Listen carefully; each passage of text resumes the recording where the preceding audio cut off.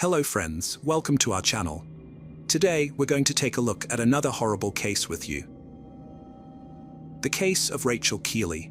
Rachel was the eldest of 4 children born to John and Rose Kiely.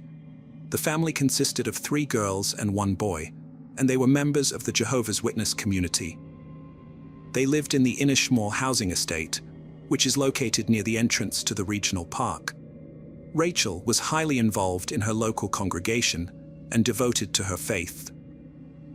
After completing her education at Ballincollig Community School, she pursued a career as a beautician.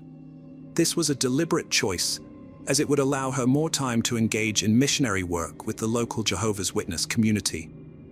In the summer of 2000, Rachel took a trip with one of her sisters to work as an au pair, but she soon returned home. She was known as a kind and gentle girl, and she had a boyfriend who was part of her Jehovah's Witness social circle. On Thursday, the 26th of October 2000, Rachel left her home around 4:30 p.m. with her 2 dogs to take them for a walk in the regional park in Ballincollig.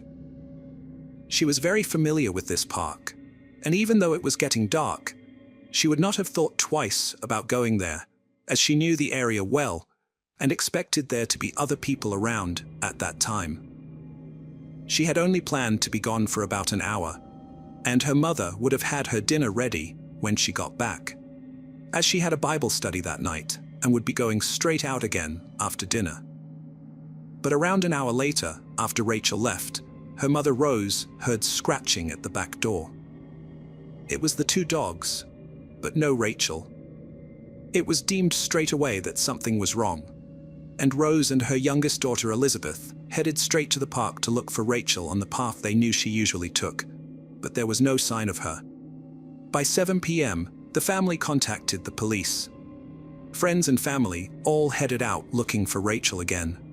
Rose bought flashlights from the local shop so they could see, as it was pitch dark by now.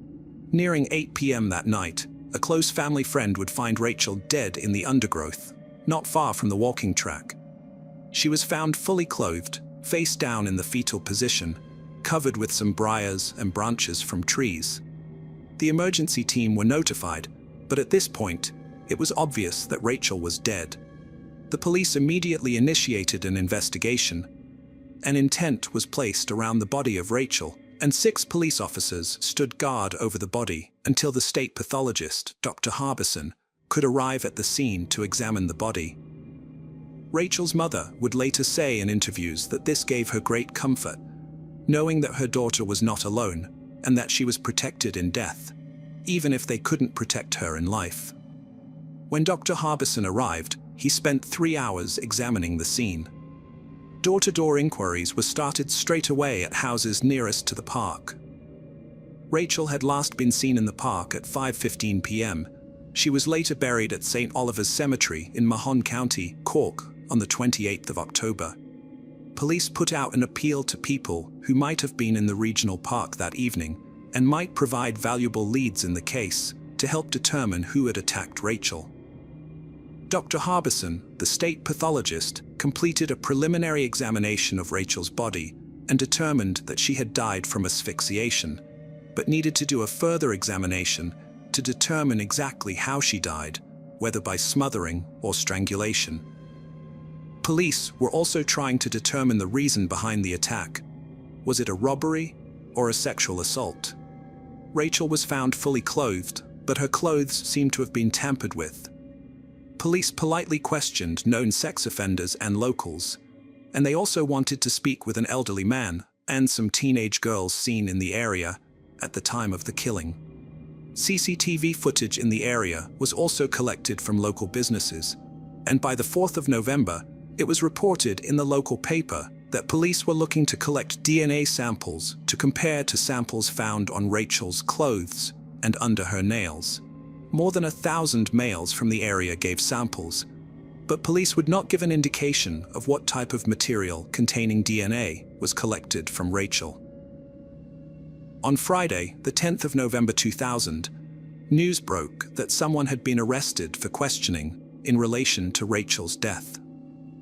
It was the arrest of a 16-year-old male who was brought to Garda Station in Cork and questioned that night.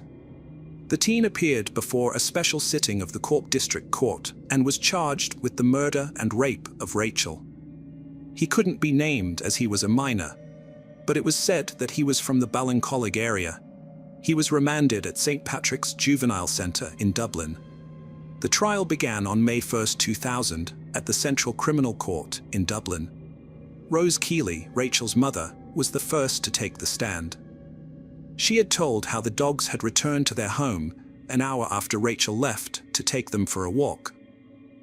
She said that her youngest daughter, Elizabeth, and she had gone out to search the park for her daughter around 6 p.m, and they called out for Rachel.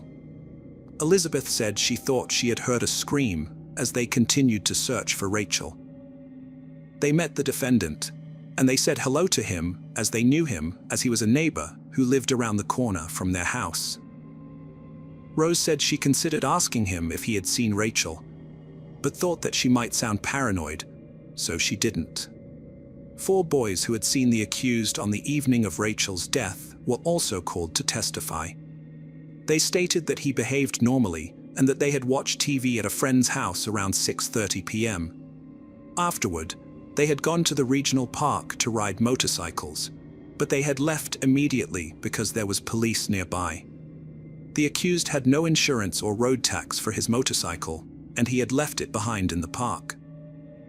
Dr. Harbison took the stand and stated that Rachel had been chased down and most likely dragged to the location where she was found. He said that she had been placed in the fetal position after being strangled in a different area.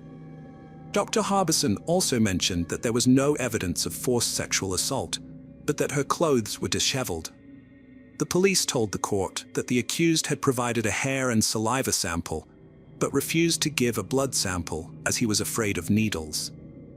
Dr. Maureen Smith told the court that the forensic evidence she collected included fibers taken from Rachel's fleece jacket that matched the fibers from a jumper taken from the accused's bedroom on the day of his arrest, as well as fibers collected from Rachel's pants that matched the fibers of the jumper he was found with, along with semen recovered from Rachel's undergarments and outerwear that matched the DNA the accused had provided.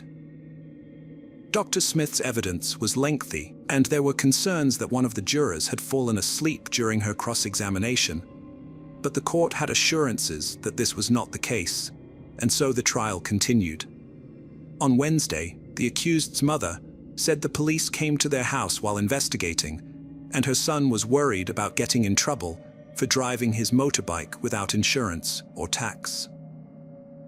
Someone told him he could get 3 years, so he decided to leave the area, even though she told him not to, as the guardian might think he was involved in Rachel's death. She stated her son was innocent. The accused's father testified that his son left school at 14. The accused was a talented athlete and Gaelic footballer who could have played for the Cork junior team. He was the oldest of 4 children from a stable background and good area, living near the Achilles. They knew Rachel casually, as the accused went to school with her brother. The accused also took to the stand, and he told the courts that on the day of the killing, he had called to his girlfriend's workplace. They had been seeing each other for around 2 years. He stated police had called to him a week before Rachel was killed, giving him a green form which accused him of dangerous driving and driving without insurance and tax. It was a warning and not a summons, but he knew if he was caught again that night in the park, he'd get done for it. This is why he abandoned the bike and why he was going to run away. He said he had met his friends in the park at 5 p.m. after work and went to his friend's house 10 minutes later, but had to admit he went back to the park at 5:20 p.m. after a former babysitter gave evidence that she had seen him in the park at around 5:30 p.m. that day. He agreed with the evidence his friends gave about them leaving the park at 6:30 p.m. to go watch TV at a friend's house and returning to the park at 8 p.m. when he abandoned his bike after seeing police. The accused also admitted that he packed his bags to leave after the police contacted him 2 days after Rachel's death. He also admitted providing false information on the questionnaire about his whereabouts. When he tried to leave, He could not get a train or bus because it was the Guinness Jazz Festival that week, making it nearly impossible to find any mode of transportation. The police soon apprehended him, and since he was a minor, he was returned home 2 days later. They called him and took a saliva sample as part of the ongoing investigation.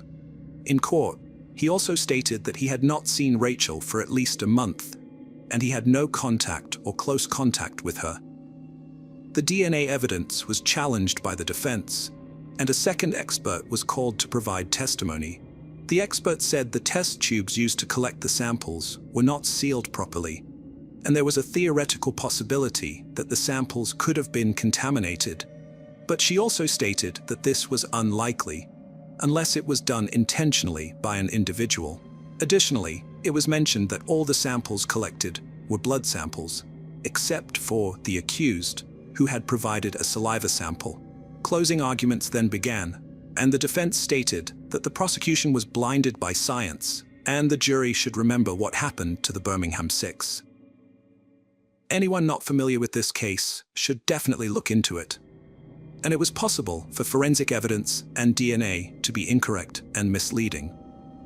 The prosecution said that the accused's parents had lied in the witness box to protect their son and were helping him to leave the country to go stay with his uncle in the UK and not to visit a girl he knew in Kilkenny. The uncle had moved from Ireland 2 years earlier after being convicted of a serious crime and served a prison sentence for it. On Tuesday, the 18th of June, the jury returned after 4.5 hours of deliberation and after being sequestered in a local hotel overnight. They found the defendant guilty of murder and rape by a majority of 10-2. He was sentenced to life for her murder, and the sentence for rape will be determined at a later date in the year. An application for an appeal was denied. The trial lasted 26 days over a period of 7 weeks. The following day, the accused was publicly identified in the press as Ian Horrigan. As he was no longer a minor, he had turned 18. He lived in close proximity to the Kiely family, who had moved house after Rachel's funeral, as they could not bear living so close to the family of the accused. On November 22, 2002, Horrigan appeared in court again to be sentenced for the rape. He received a 10-year sentence to be served concurrently with his life sentence for murder. His request for an appeal was denied. In January 2006, Horrigan applied for leave to appeal in the courts. His legal team argued that the judge's instructions to the jury were misdirected and misleading. The jury should have been informed that forensic evidence is not infallible, and they should have been told that Seaman's body could have been deposited on the scene several days before being discovered. The Court of Criminal Appeal agreed with Horrigan's arguments, and his conviction was overturned. A new trial was ordered, which took place in February 2006. Horrigan admitted to manslaughter, but the state rejected this plea. Dr. Cassidy, who replaced the ill Dr. Harbison, concluded that Rachel died from an arm lock around her neck, leading to cardiac arrest.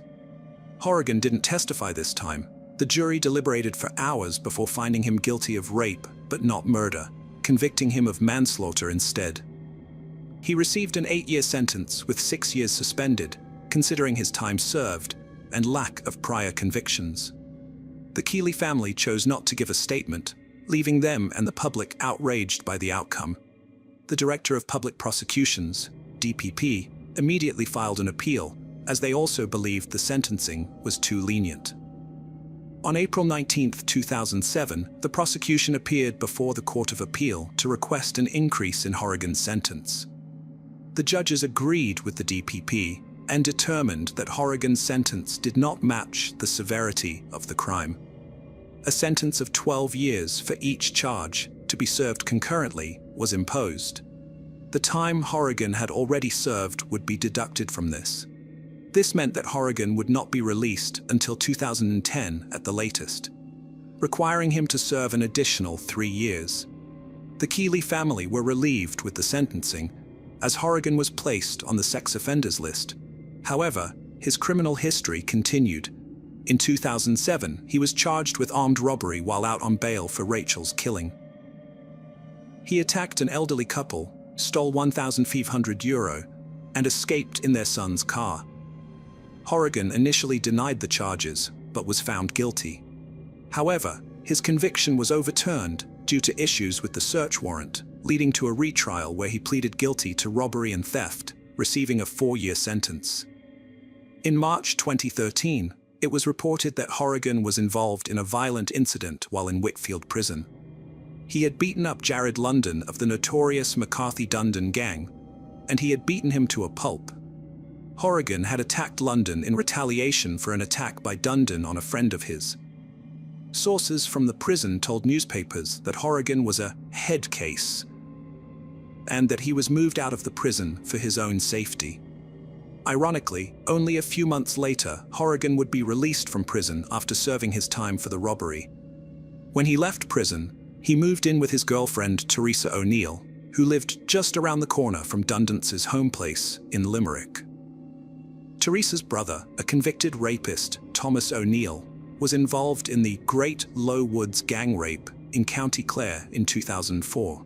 At the time, Thomas O'Neill was also the boyfriend of Dundon's ex-girlfriend. From here on in, there is a lot of overlapping with dates and convictions, but I think I've got it right. So bear with me. On the 13th of September 2013, Horrigan was arrested again, this time in relation to a shooting in Limerick. A man stood outside his home the evening before and had been shot, suffering a number of pellet wounds to his chest from a shotgun. A trial took place in January 2015, and Horrigan completed not guilty to the possession of a shotgun with the intent to endanger. He was found not guilty. However, in November 2013, he robbed a shop in Limerick. He had entered the shop, and the man behind the counter tackled Horrigan, but he got away, leaving the scarf he was wearing behind. Of course, when police got the scarf forensically tested, it led back to Horrigan. He was found guilty in 2015 and sentenced to 5 years in prison, with 1 year suspended. By 2016, it was expected that Horrigan would be released once more from prison. His girlfriend posted on Facebook that he would be home for Christmas.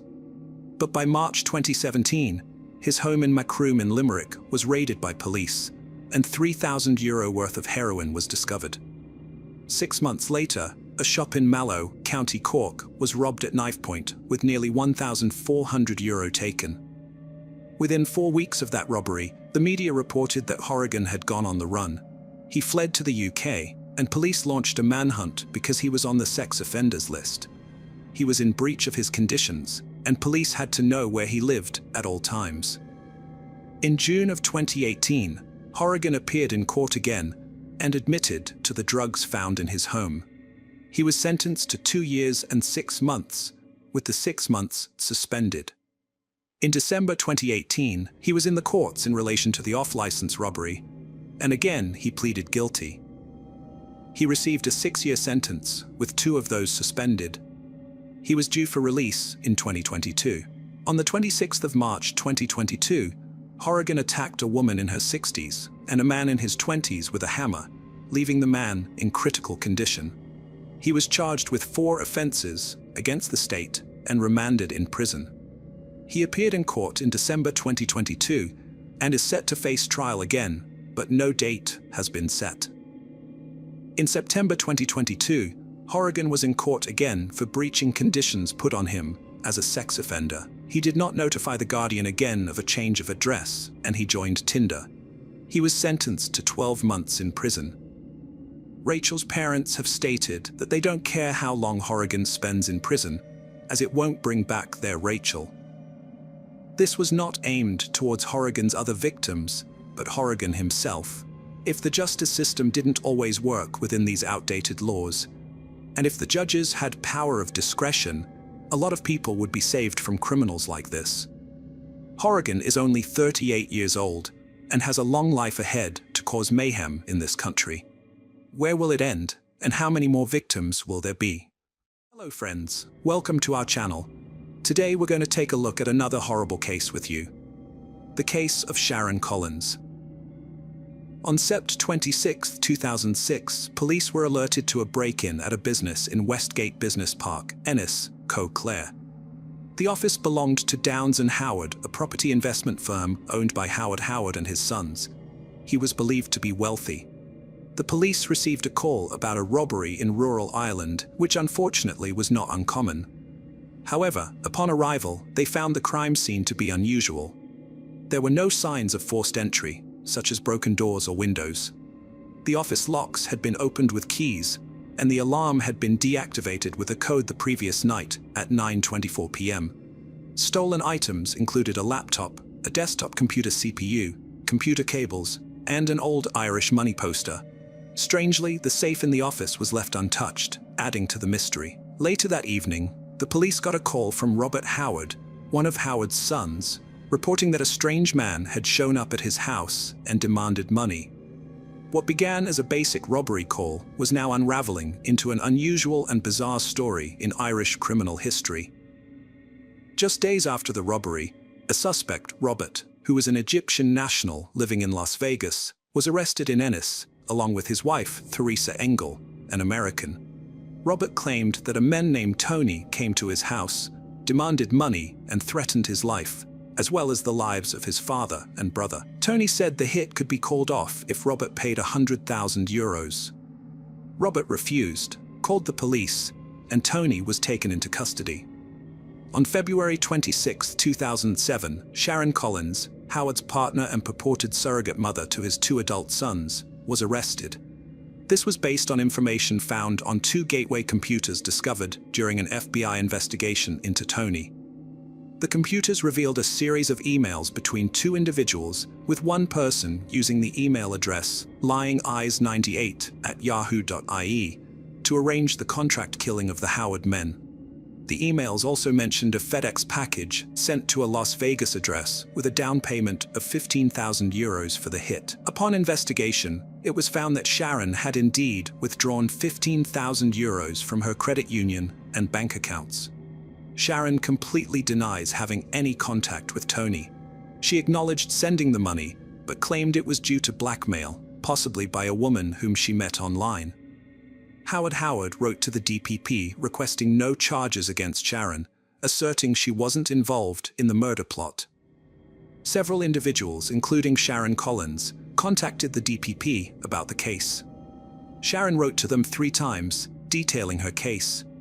She detailed her life, explaining how she got married at 19 and had 2 sons before separating and eventually getting divorced. In November 1998, she met Howard Howard, and they moved in with her 2 sons before Christmas. This worried me because they lived together like a married couple, but were never officially married, because Howard was worried about his sons inheriting his business and fortune. In Ireland, a spouse is entitled to 1/3 of an estate, regardless of a will. Sharon was pressuring Howard to have a church wedding due to her previous marriage being annulled and Howard being a widower. They were advised that this could lead to a claim on Howard's estate. Instead, they settled for exchanging vows in a church in Italy, signing a document acknowledging it was not a legal marriage. Despite this, they acted as a married couple and held a reception party when they returned home.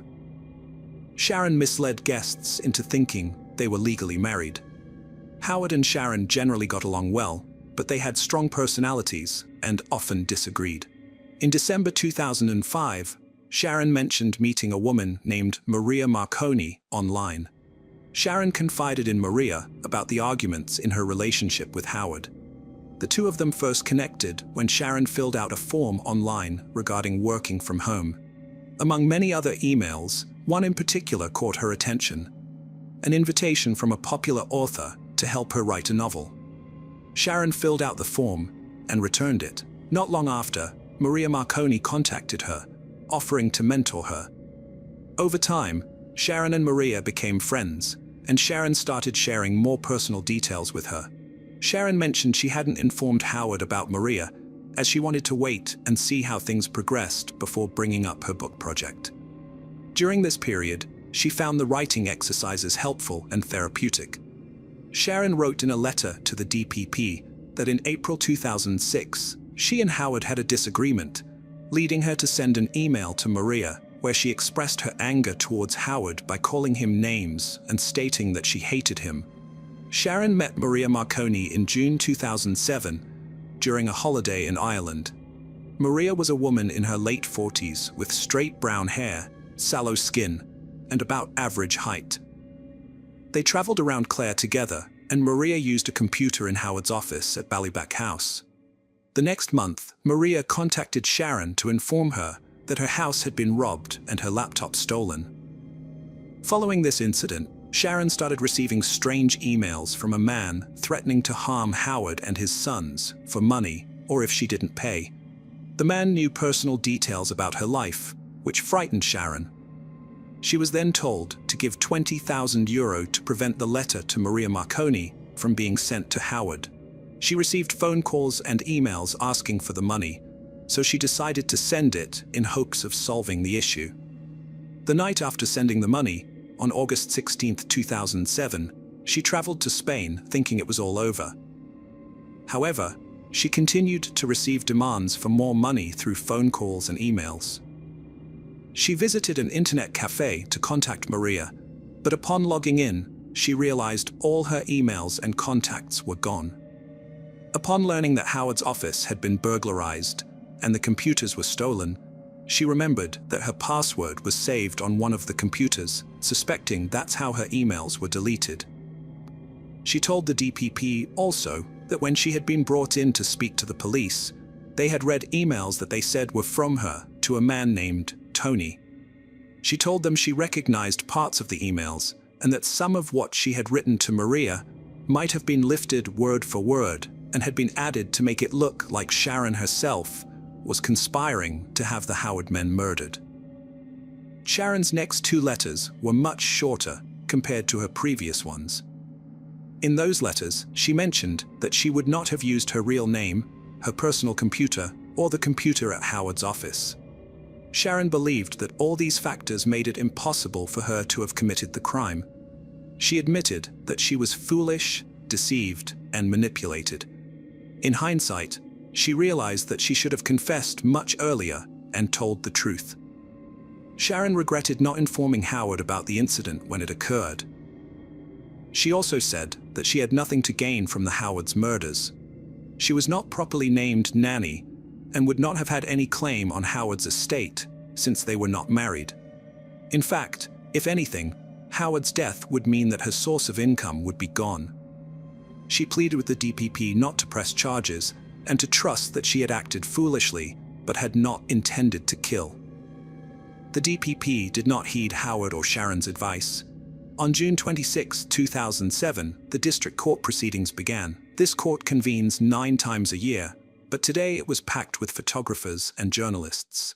Sharon, aged 44, was scheduled to appear in court. Additionally, it was reported that an Egyptian national residing in Las Vegas, Nevada, USA, was also present in court. He had been accused of attempting to extort €100,000, robbery, and dealing with stolen goods. However, those charges were dismissed in the morning. Upon leaving the courtroom, he was promptly rearrested for conspiracy to commit murder. Tony was taken by the police to Kiely to face these charges alongside Sharon. Both were brought before the court and formally charged with conspiring to kill Howard and his 2 sons, Robert and Niall. It's worth noting that each of the accused were granted free legal aid, and so the cost of the case was falling on the state, which in turn cost the taxpayer.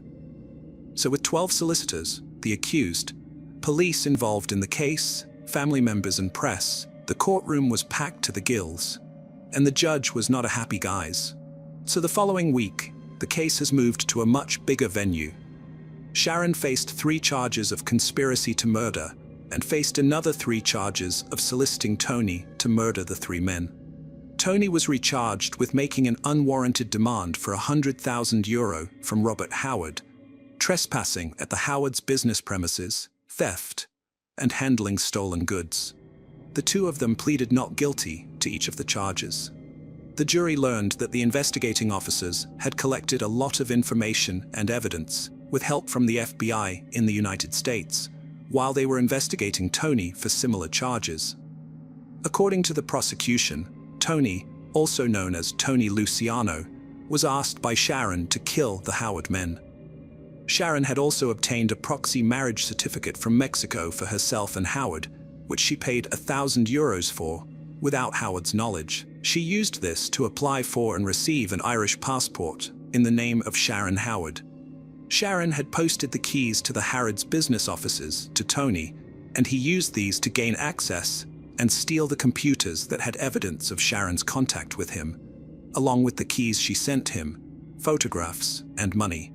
Robert had gone to the offices of his family business and noticed that the door was unlocked and the alarm was no longer set. He saw that 2 computers were missing. Later that night, around 10:30 p.m., he received a phone call at home from a man he didn't know, who said he had heard that Robert lost a few computers. 5 minutes later, there was a knock on the door, and when Robert opened it, he found a man calling himself Tony, who had one of the computers. Robert took the computer into the house and informed his brother Niall, who was also indoors, to contact the police.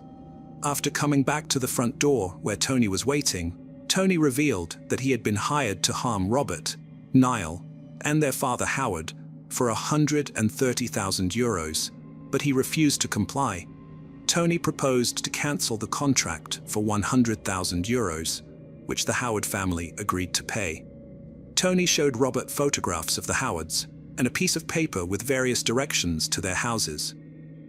Robert was a little freaked, hoping the police would arrive soon before Tony tried to leave, which he did. Robert ended up following Tony, but lost him at the crossroads. Later, at around 12:30 a.m., Robert received another phone call from Tony, asking if he had started to get the money together, and there were several other calls the next day along the same lines. They made plans to meet at a hotel in Ennis for Robert to hand over the money, and Robert told the police about this.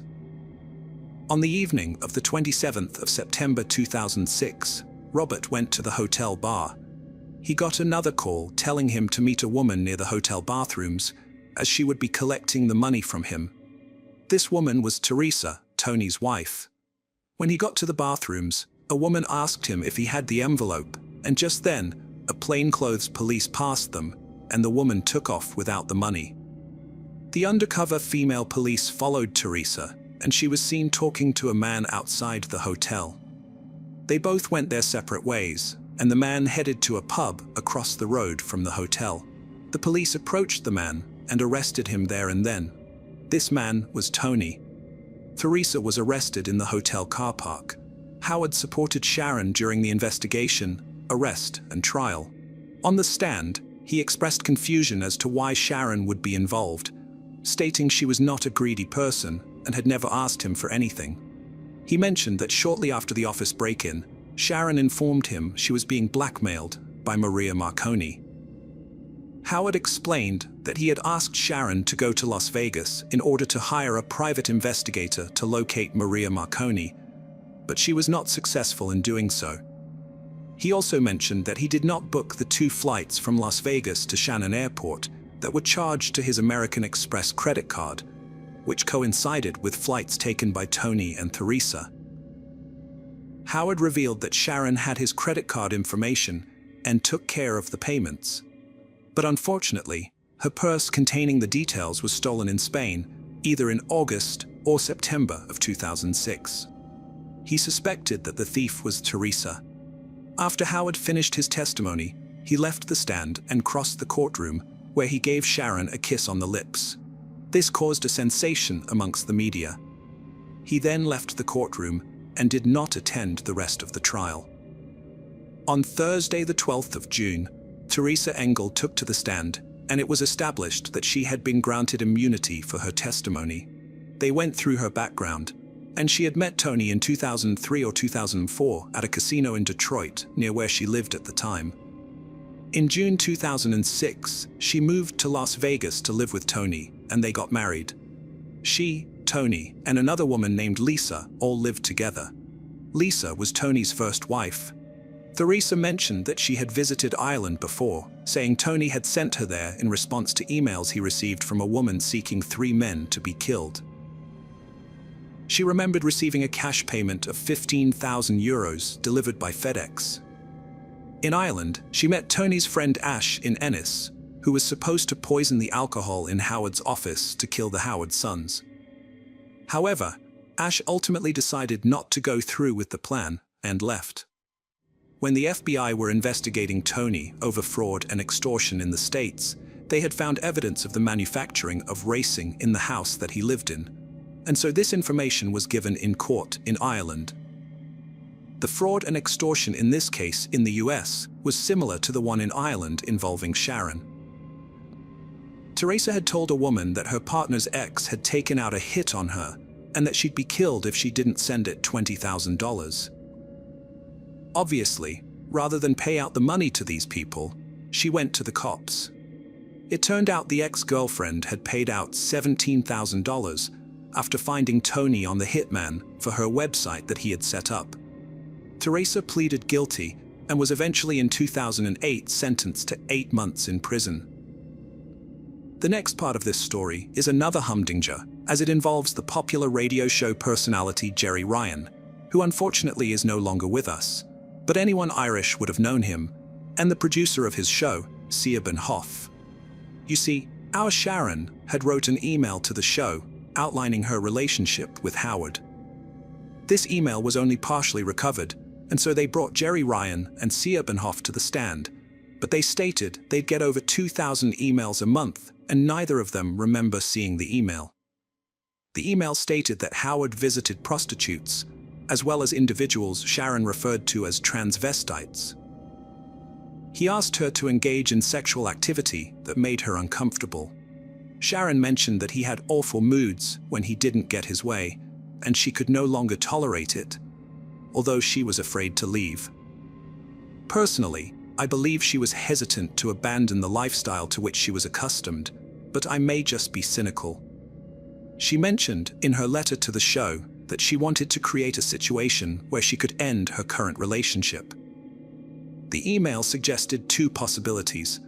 Either Sharon was truly unhappy in her relationship, giving her a possible motive for murder, or she was lying and willing to tarnish her partner's reputation to gain sympathy. Maybe Sharon was hiding her true self. The prosecution argued during their closing statement that bringing in Jerry Ryan was unnecessary and irrelevant, claiming it was just a ploy by Sharon to attract more attention. On the 1st of July, the day had finally come that everyone had been waiting on. Sharon was the next up in the witness box. Next up was the prosecution to cross-examine Sharon. Everything that was put to her was denied, including how she organized the break-in at the Howard's office, how she paid the down payment of €15,000 for the hit, and claiming it was the money to pay the blackmailer, and how the Lying Eyes 98 email address didn't belong to her. She was accused of making up the person Maria Marconi to cover her tracks. She claimed that the phone calls she exchanged were with the woman and not a man. Sharon remained cool and collected during the cross-examination. She made sure to smile at the jury and played the part of an innocent person. However, the next day, Sharon was a different woman in the court. She appeared drawn and lacked the confidence she had shown the previous day.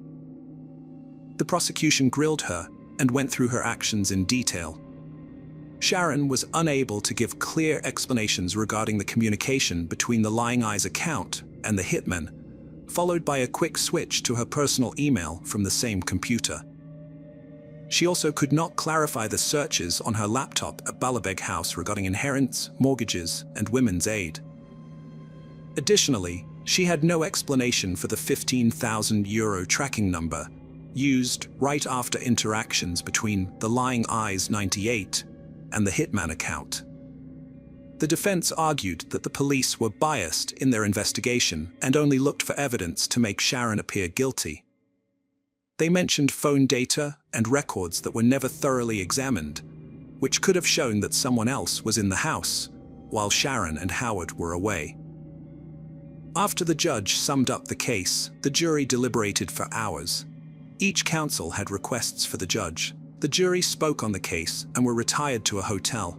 The next day, the judge recharged the jury and deliberations continued. On the 3rd day, finally, a decision was made. Early afternoon, the jury filed into the courtroom and delivered their verdict on 7 charges. Sharon had been found guilty of 3 charges relating to the soliciting the murder of the 3 men, Howard, Robert, and Niall. She had also been found guilty of charges relating to demanding €100,000 from Robert to cancel the contract of killing all 3 of them, but not guilty of the robbery of the Howard offices. Sharon broke down in tears as the jury returned to deliberate further on the outstanding charges. By 3 p.m., the jury returned and found her guilty of the conspiracy to murder counts. By 6 p.m., they returned and ultimately could not reach a decision regarding the guilt or innocence of Tony on those counts. Both were remanded in custody to await sentencing, and for the first time, Sharon was going to spend time in prison. On Monday, November 5th, Sharon and Tony went to court for sentencing. Sharon maintained her innocence as she faced the judge again. Howard also spoke to the judge, saying he still supported Sharon and didn't think she could have planned to kill him. It was taken into account that Sharon had no previous record, but obviously, it wasn't taken into account that she'd never admitted to her guilt when sentencing. She was sentenced to 6 years in total and would serve 4 years and 9 months. Tony was sentenced to 6 years in total also, and took his sentencing all in his stride. I suppose compared to US prisons, ours are like a holiday camp. It was backdated to 2006. Howard expended nearly €200,000 on a private detective in an attempt to obtain fresh evidence for Sharon's appeal, but it was unsuccessful. Sharon was eventually set free in September 2012, and in 2015, she granted an interview to the Irish Independent newspaper after relocating to Belfast, Northern Ireland. Throughout, she continued to assert her innocence and contemplated writing a book to share her perspective, but ultimately opted for a low-key lifestyle, aspiring to lead a peaceful existence. During her time in prison, she obtained certification in sports massage therapy and now works as a professional dog walker. She only intended to stay in Belfast for a short while, but she made such good friends up there that she decided to stay. Howard stood by her all the time she was in prison, but after she got out, the relationship fizzled out, and they both went their own way. Howard went to Spain to recover, and to this day spends most of his time there, while his 2 sons still manage a thriving business despite everything that went on. In 2016, Eve gave an interview to the Sunday World newspaper. He returned to his native Egypt, where he is now a cattle farmer, and had some harsh words for Sharon. He spoke of her statement that everyone deserves a second chance, saying that applies only to people who admit what they did wrong. Tony was extradited back to the States while in custody, as he faced charges of extortion. Once he had served his time in the US, he attempted to put his life back together. He did become ill, and after no one came to visit him in the hospital, he realized his life in the US was over after spending 32 years there, and he returned to his native Egypt. It's hard to believe that Sharon fell for the scam. She would have considered herself as intelligent and a computer expert, having taken a course in 1982. However, the computers of 2006 were a different ballgame. Metadata, cell data, browsing history, and so on were just about to become mainstream. Nowadays, we nearly all know that data is kept and our every movement can be traced, and yet we still have people who make these mistakes and leave a treasure trove of evidence. Hello friends, welcome to our channel. Today we're going to take a look at another horrible case with you. The case of Shibli Sadiq Hridoy. Bangladesh's 18-year-old Sadiq was a very good boy, honest and hardworking, but his honesty cost him his life. Sadiq's full name was Shibli Sadiq Hridoy, and he was only 18 years old. He was born in Chattogram City, Bangladesh, which is one of the world's oldest seaports with active natural harbors for centuries. Sadiq belonged to a very poor family, where his father Shafiq was a truck driver and his mother, Naheda Kar, was a housewife. Sadiq was their only child. Since childhood, Sadiq had a great passion for studying and had big dreams for his life. To fulfill his dreams, he started working at a poultry farm at a very young age. The money his father earned was barely enough to cover their household expenses. So Sadiq started working at a nearby poultry farm to pay for his college fees. Sadiq quickly became skilled in his work, and the owner of the poultry farm promoted him directly from a regular worker to a manager. Even after receiving this position, Sadiq showed no signs of arrogance and continued to work diligently. During his time at the poultry farm, Sadiq had managed to save some money for his college fees and had also made several friends there, who were all older than him by 5 to 6 years. But they all respected Sadiq and worked under him because he was educated and took his work as a manager seriously. He also ensured that others worked honestly while on duty.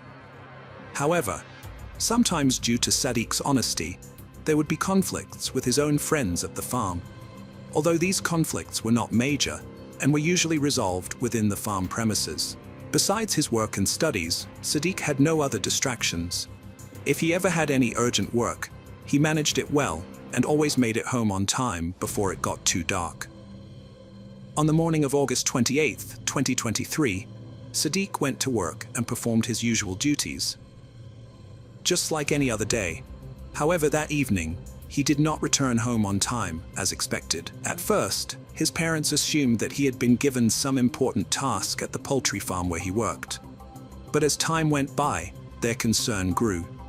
Between 11:30 and 12 at night, his parents tried calling him 2 or 3 times, but Sadiq did not answer any of their calls, which was highly unusual for him.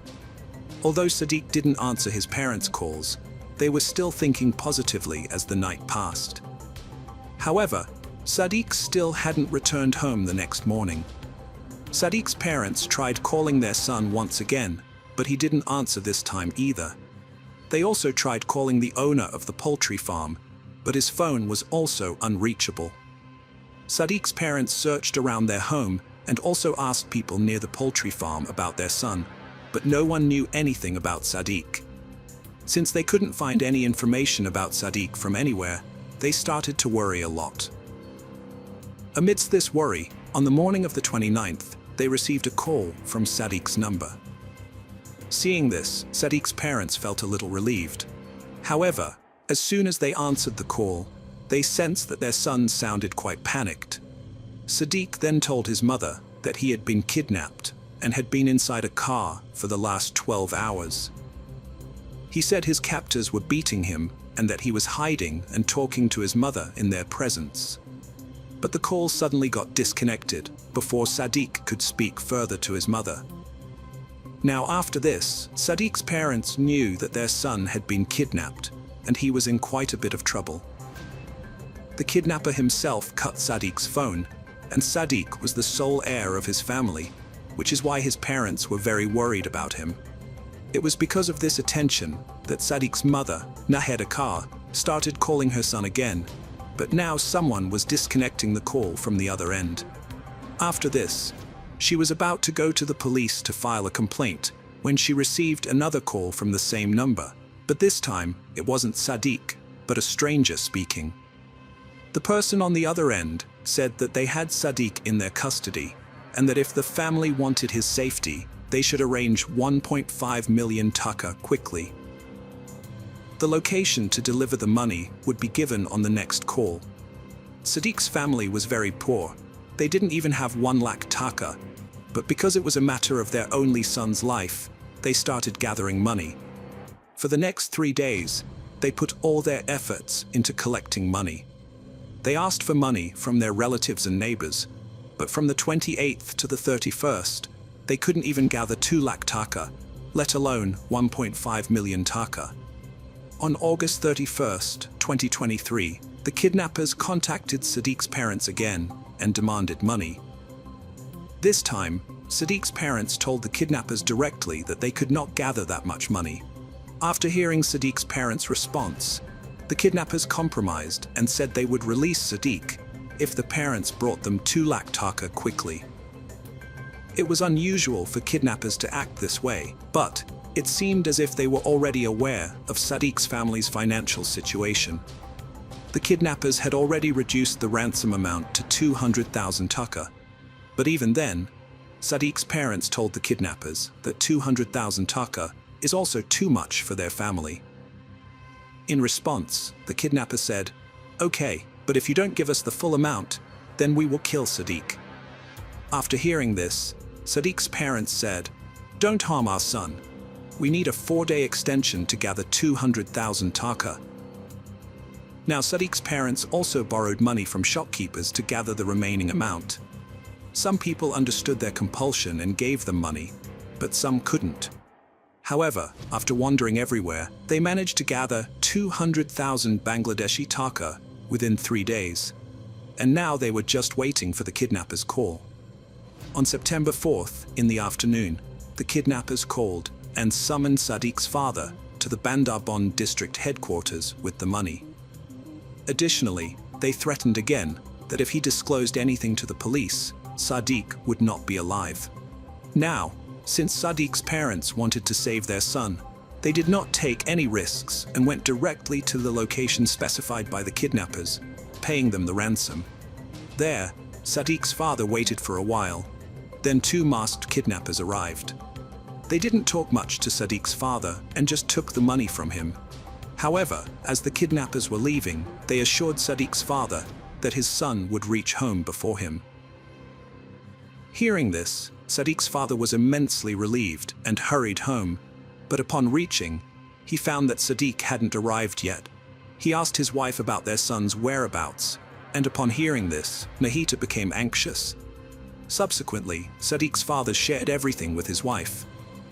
After hearing the entire story, Sadiq's mother became even more anxious, yet both of them waited outside their home's door until evening, hoping for Sadiq's return.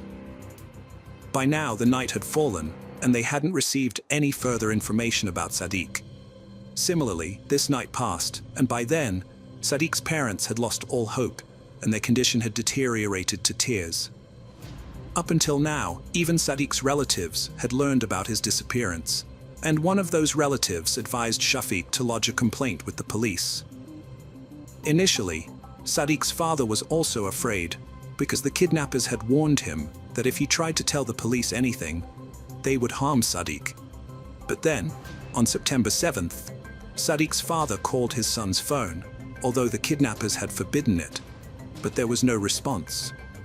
By August 28th to September 7th, Sadiq had been missing for more than 10 days, and things were getting quite difficult. So on the evening of September 7th, Sadiq's parents decided to go to the local police station. There, they recounted everything that had happened over the past 10 days to the police. Initially, upon hearing all this, the police were quite angry with Sadiq's parents for not informing them of the incident first. But when Sadiq's parents mentioned the threat given by the kidnappers, the police understood what a parent must be going through at such a tough time.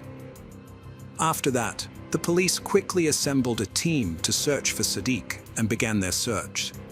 During the investigation, the police first checked Sadiq's background, such as his behavior in college, his friends, and how he lived with his family.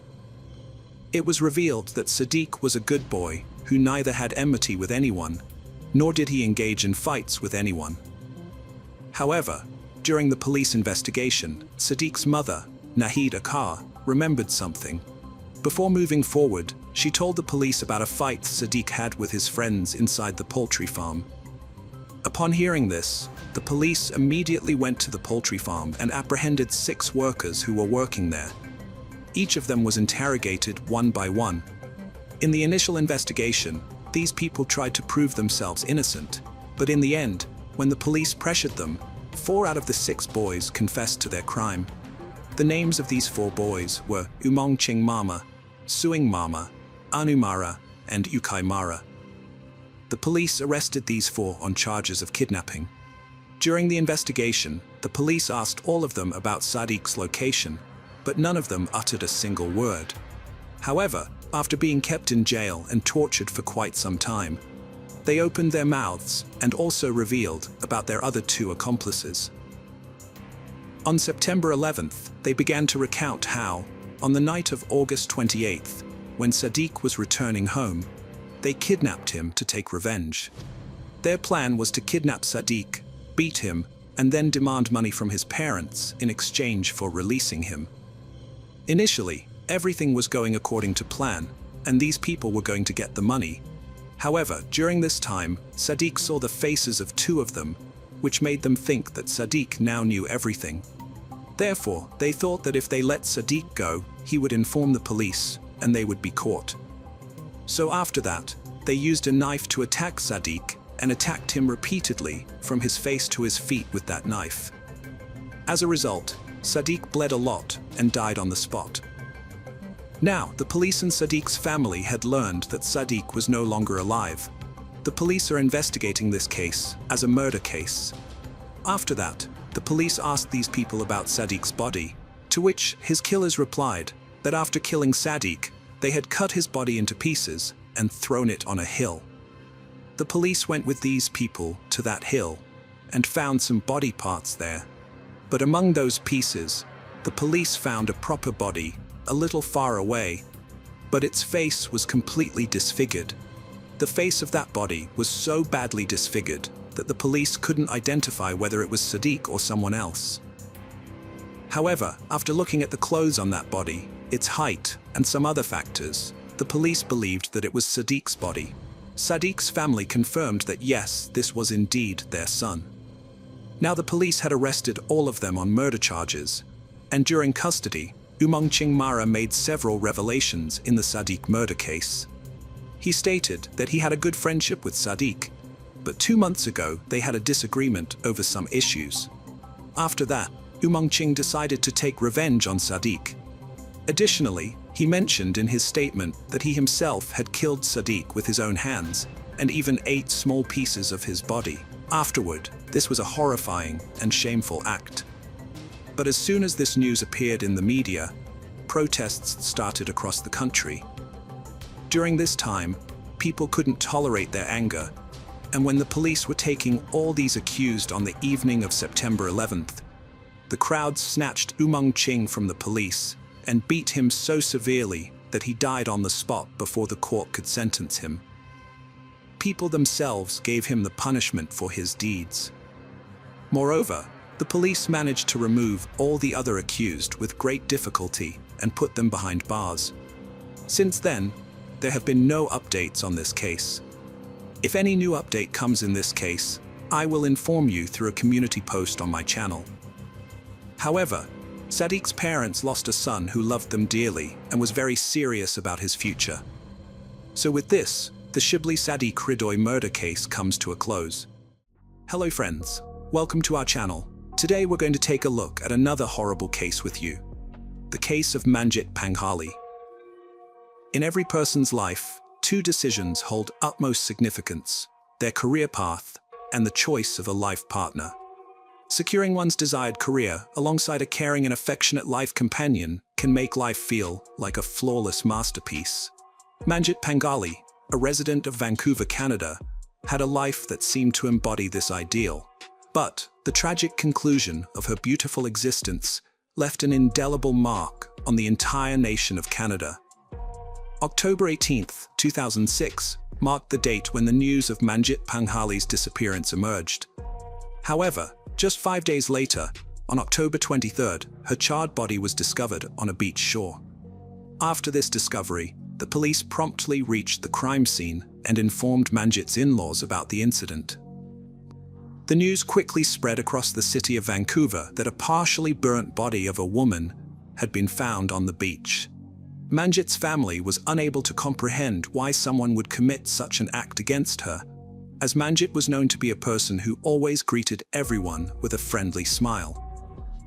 However, after months of investigation, the real killer of Manjit was identified, which surprised Manjit's family a lot. But in the end, to know how Manjit disappeared, who killed her, and how the killer killed Manjit, we will also need to know a little about Manjit's background.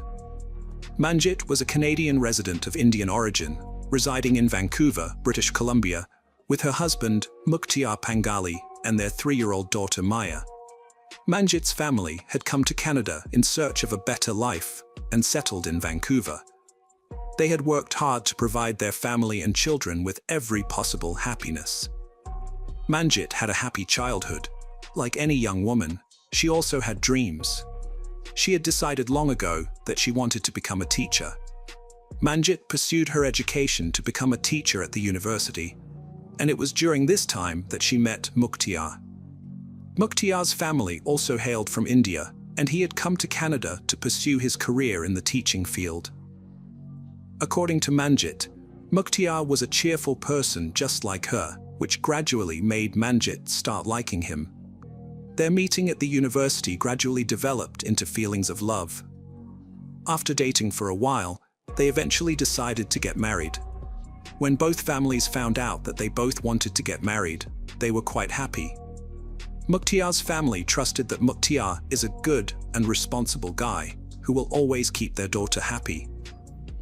Additionally, Mukhtiar's family also liked Manjit as a good girl. Following this, Manjit and Mukhtiar got married in 1997. In the eyes of both families, they were a perfect happy couple who were quite friendly and cheerful. However, just a few years later, when Mukhtiar's true nature was revealed, Manjit faced difficulties in her married life. Mukhtiar belonged to a conservative family, and his thinking was somewhat similar.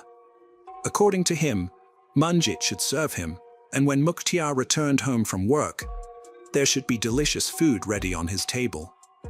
But now, Manjit was quite troubled by Mukhtiar's behavior. She was a woman of strong determination and hard work. She had never imagined Mukhtiar's mindset would be like this. When Manjit told her sisters and friends about the difficulties in her married life, everyone told her that these are just the initial days of her relationship, and there are always some differences or arguments between every new married couple. She just needs to be a little patient. After this, along with Manjit, her sister and Manjit's friends also forgot about this matter. Just as Manjit had planned the rest of her life, she had also planned her pregnancy in a similar way. Now, she wanted to become a mother. As a result, 6 years after getting married, her dream also came true in 2003. Manjit gave birth to a daughter whom she named Maya. Manjit was quite happy, and Mukhtiar was also very happy.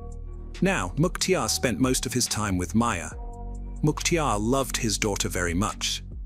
Because of this, everyone began to feel that perhaps whatever difficulties were coming in Manjit's married life, they had all ended. But this was not true. After Maya's birth, Mukhtiar started drinking even more. Whenever he drank, he would stay out of the house until late at night, and when he came home, he expected his wife to have cooked dinner and be waiting for him.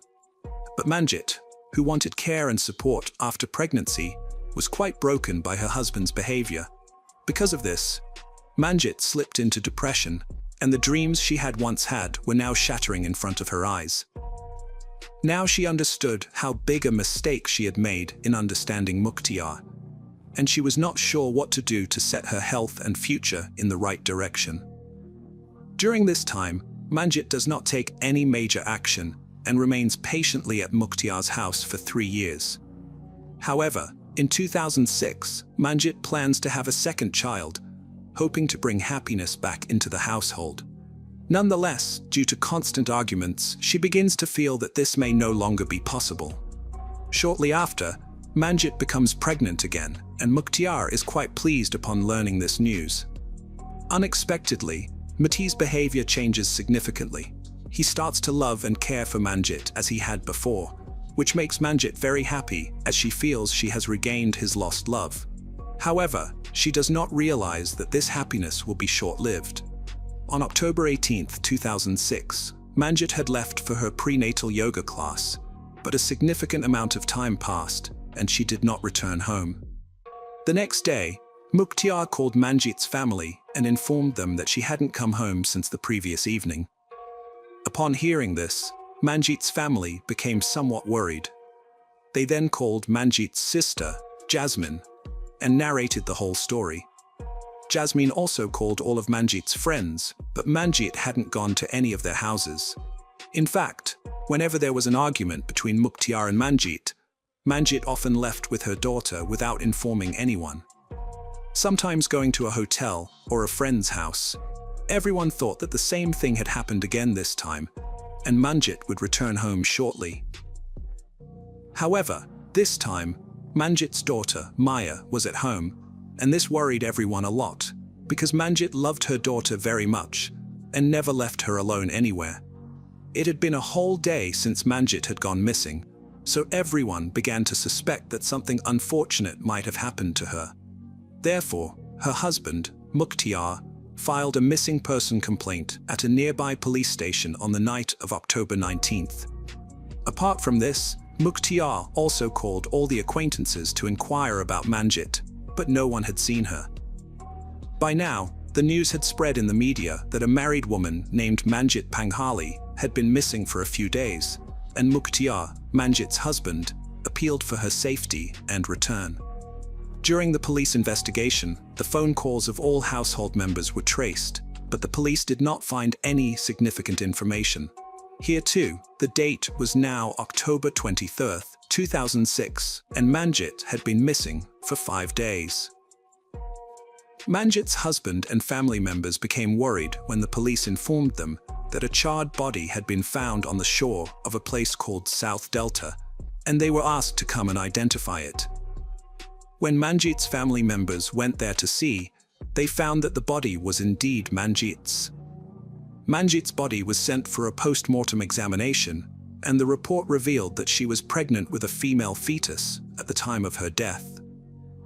This news deeply distressed Manjit's family, who were left to wonder what wrongdoing their daughter had committed that led to her being brutally murdered by being set on fire. From a logical perspective, Manjit's killer not only took her life, but also the life of the child she was carrying in her womb. The post-mortem report also reveals that Manjit's death was not caused by burning, but rather the killer first strangled Manjit, and then, when she had stopped breathing, attempted to burn her body. During the investigation, the police also found Manjit's car parked at a distance from her dead body. Forensic examination of the car revealed no signs of forced entry or any marks of struggle inside the car. Subsequently, the police first checked Manjit's background, but didn't find any suspects who had enmity with Manjit.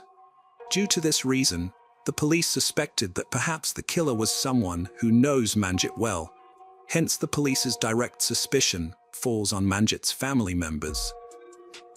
The police first thought of questioning Manjit's husband Mukhtiar. During the interrogation, Mukhtiar stated that Manjit has been in regular contact with her college friend Tony for the past year, and they sometimes went to dinner together. After Mukhtiar's statement, the police now doubted Tony, and then they searched for and interrogated Tony as well. However, upon talking to Tony, the police found out that Tony didn't have any relationship with Manjit, as Mukhtiar had claimed. Tony and Manjit were just good friends, and this fact was confirmed when Tony answered all questions correctly in the lie detector test. Now the police had to determine why Mukhtiar had lied to them. Therefore, the interrogation with Mukhtiar resumed. During this interrogation, the police discovered that there was an individual from the families of Manjit and Mukhtiar who was quite close to both of them. In fact, that person's name was Sukender, and he was Mukhtiar's younger brother. Sukender Panghali used to live in the basement of Manjit and Mukhtiar's house. However, at Manjit's insistence, Mukhtiar had kicked Sukender out of the house. Sukender was the one who used to persuade Mukhtiar to party until late at night, and then drink with him. It was because of Sukender's influence that Mukhtiar's habit of drinking alcohol had increased even more. Manjit noticed how Sukender's presence was negatively impacting her life, so she gave her husband Mukhtiar an ultimatum: either Sukender stays, or she stays in this house. Mukhtiar faced a difficult choice between supporting his brother or his wife. He decided to ask Sukender to leave and remain with Manjit. After investigating the incident, the police initially suspected Sukender, but could not find any evidence against him. Sukender was able to prove that he was with his friends on the night Manjit disappeared. As a result, the police cleared Sukender of any wrongdoing. However, they later detained Mukhtiar again for further questioning. By now, the police had determined that the relationship between Manjit and Mukhtiar had begun to deteriorate just a few months after their marriage. Whenever Manjit discovered Mukhtiar's daily habit of drinking alcohol, she scolded him. On the other hand, Manjit had hurt Mukhtiar's brother Sukender by throwing him out of the house, which had wounded Mukhtiar's ego and masculinity, causing him to harbor even more resentment towards Manjit. However, despite this, there was no solid evidence to make Mukhtiar the prime suspect in Manjit's murder case. Moreover, Manjit's family and friends also had substantial trust in him. But now the police have decided to re-examine all the evidence. First, the police noticed that the driver's seat of the car was pushed back, which indicated that Manjit had not driven the car there by herself. Rather, there was someone else with her in the car at the time. Secondly, Mukhtiar had mentioned the location of Manjit's prenatal classes in his statement, and the car was parked near that area. However, during the investigation, it was found that there were no prenatal yoga classes in that area, and the actual location where Manjit used to attend her prenatal classes was approximately 15 miles away from the location provided by Mukhtiar. Consequently, Mukhtiar's lie was caught. In simple words, Mukhtiar told the police that Manjit's prenatal yoga class location was where her dead body was found. But in reality, Manjit's prenatal classes were far away from that place. After that, the police tracked Mukhti's phone's location and call records. Here, the police discovered that Mukhtiar had Manjit's cell phone, in which he had inserted his own SIM and was using it. This revealed to the police that on the evening of October 18th, Manjit had visited Mukhti's house. Therefore, Mukhtiar had Manjit's cell phone. By now, all the statements given by Mukhtiar were proving to be false. Then, the police got solid evidence in their hands. They obtained CCTV footage from a gas station near Manjit's house, in which Mukhtiar was seen buying an old newspaper and a lighter from that gas station. Although Mukhtiar used to drink alcohol, he did not smoke cigarettes, so why would he buy a lighter and an old newspaper? Here, Mukhtiar became a prime suspect in the eyes of the police, so the police took immediate action. Nearly 6 months later, on March 12, 2006, Mukhtiar was arrested in his wife Manjit's murder case. The police interrogated Mukhtiar rigorously. At first, he completely denied the claim of murdering Manjit, portraying himself as innocent. But then, after some time, his courage broke, and he confessed to his crime. Now the culprit was caught. When Mukhtiar explained why he had mercilessly killed his pregnant wife on October 18th, the police was shaken to the core. Mukhtiar explained that after Manjit's yoga class, he took her home, where an argument broke out between them. The argument escalated to the point that, in a fit of rage, Mukhtiar strangled Manjit, killing her.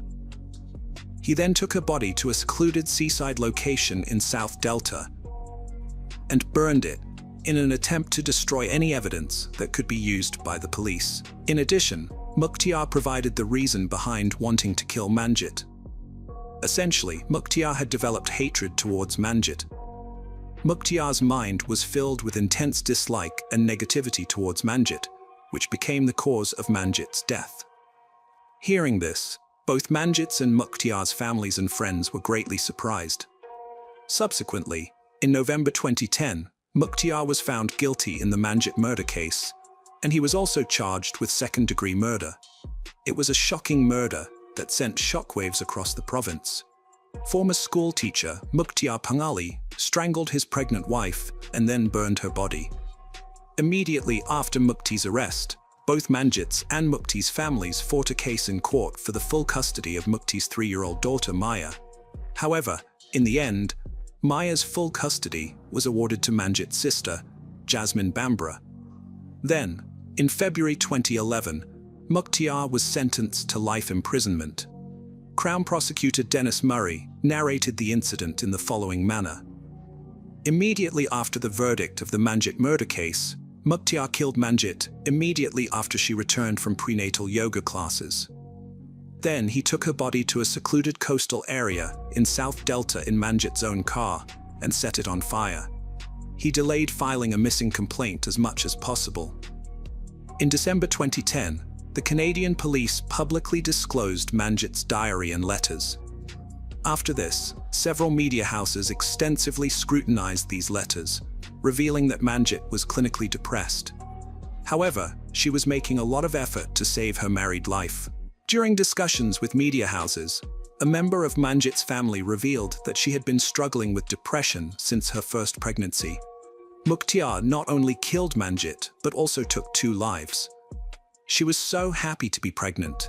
It was something that she had wanted for a long time. So with that, the Manjit Panghali murder case comes to an end. Hello friends, welcome to our channel.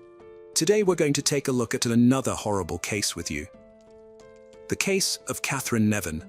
55-year-old Tom Nevin was fatally shot in his pub, Jack White's, near Arklow, in the early hours of March 19th last year. He was killed by a single shotgun blast to the side as he was counting the takings after the St. Patrick's holiday weekend. His car, which was driven away after the robbery, was later discovered abandoned at Dartmouth Square in Dublin. Today, members of the investigation team took Mr. Nevin's widow, Catherine, into custody when she was visiting Dublin.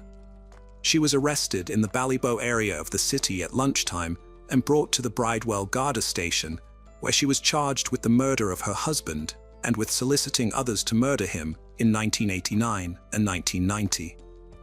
Shortly afterwards, she was taken before Judge Michael Canalan in the nearby Dublin District Court. Catherine Nevin, née Lee Scully, was born on October 1, 1950, in the small village of Nerney, County Kildare. Growing up in a modest 2-bedroom house with her brother and sister, she attended Presentation College, Kildare, an all-girls school run by nuns. Catherine excelled as a student, known for her diligence and deft hands. After leaving school, she invested in sewing machines and traveled the country, providing dressmaking lessons. She then ventured into the world of makeup, completing a beauty course and delivering lectures on makeup and presentation, where she demonstrated her exceptional teaching skills. Catherine's first significant employment was as a receptionist at the oldest hotel in Dublin, the Castle Hotel. Her colleagues described her as highly efficient, glamorous, and ambitious, with aspirations to establish her own model agency. At the young age of 21 in 1971, she met Tom Nevin, a regular visitor to the hotel who was 10 years her senior. Their romance blossomed, and they married in Rome in 1976. Tom was a relatively wealthy, shy and down-to-earth man, originally from the County Galway village called Tina. He was the eldest of 9 children and had a great love for sports, especially hurling. His easygoing charm, combined with Catherine's ambition, was a potent combination. When he married Catherine, he was managing his uncle's pub in Dolphin's Barn, Dublin. Over the years, Tom and Catherine went on to acquire and manage many properties around the city of Dublin, with Catherine being very hands-on in decorating the properties and collecting the rents. In March 1986, Tom and Catherine decided to purchase Jack White's pub in Britus Bay, County Wicklow, which is the setting for our story. They worked tirelessly, keeping the pub open from 8:30 a.m. until late at night. Britus Bay is a 4-kilometre stretch of beach on the Irish Sea coast, and the beach and associated dunes are highly popular with Dubliners, being one of the most frequented beaches by residents of the capital during the summer. Acquiring Jack White's pub and restaurant was a very lucrative move for the Nevins. However, this is where Catherine's true nature emerged, and her marriage began to deteriorate. Catherine was a bossy, bullying individual who was abusive towards both Tom and her young staff. While some may have seen her as a motherly figure, the general consensus was that she was a nightmare to work for. She had no qualms about belittling Tom in front of the staff and berating her young staff members, who would later speak out against her. An example of her pettiness was told by one staff member, where one night after closing, the staff and Tom were sitting around chatting and having a laugh. When Catherine came into the bar, she didn't like what she saw and confiscated the staff's tip jar, which was so petty and spiteful. Tom was affectionately known to the staff as Daddy. He was a gentle giant, standing at 6 feet 3 inches tall, and was caring and quiet. The staff loved him, and he would go out of his way to help any of them. However, Catherine ruled the workplace with an iron fist. One staff member reported that she was so strict and ruthless that her behavior bordered on inhumane. Kathleen, a cleaner on the staff, was told to come in early to redo rooms that she had already cleaned. At one point, Catherine asked the cleaner to work full-time, and when the cleaner refused, Catherine retaliated by contacting the social welfare officers and reporting that Kathleen had refused full-time work, thereby making her ineligible for government assistance. Catherine's actions were petty and vindictive. As early as 1986, Catherine and Tom were no longer a married couple. Tom slept in the staff quarters while Catherine occupied the main bedroom, openly entertaining male friends just doors away from Tom's room, a deeply disrespectful situation.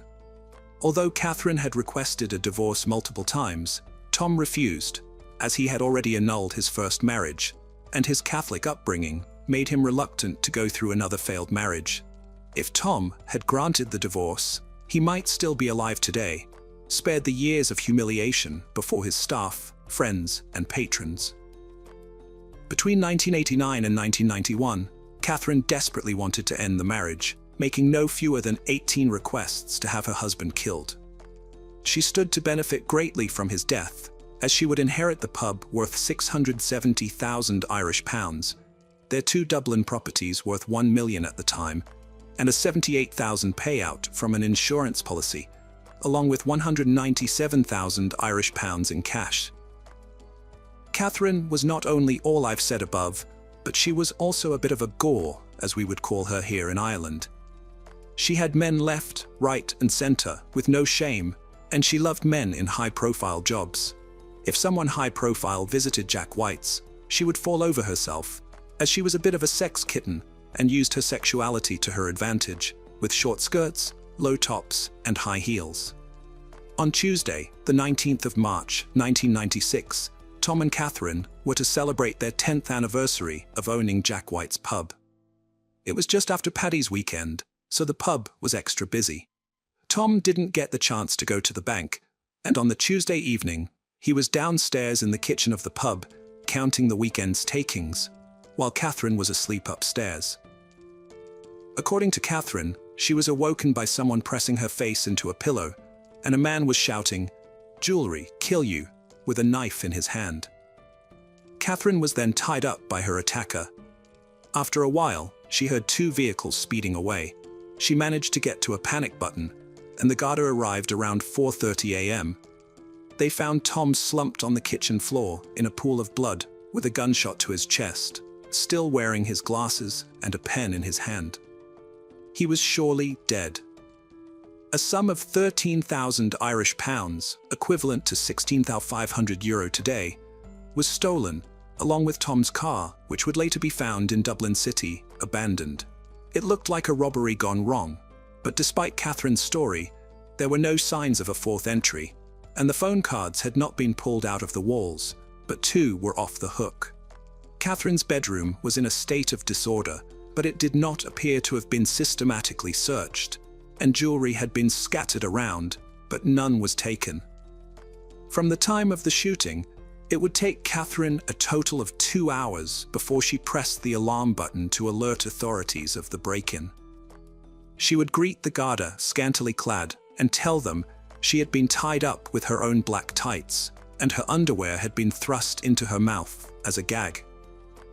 A guard of fingerprints expert found drawers discouraged on the floor, which appeared to have been lifted from the sides and placed on the ground.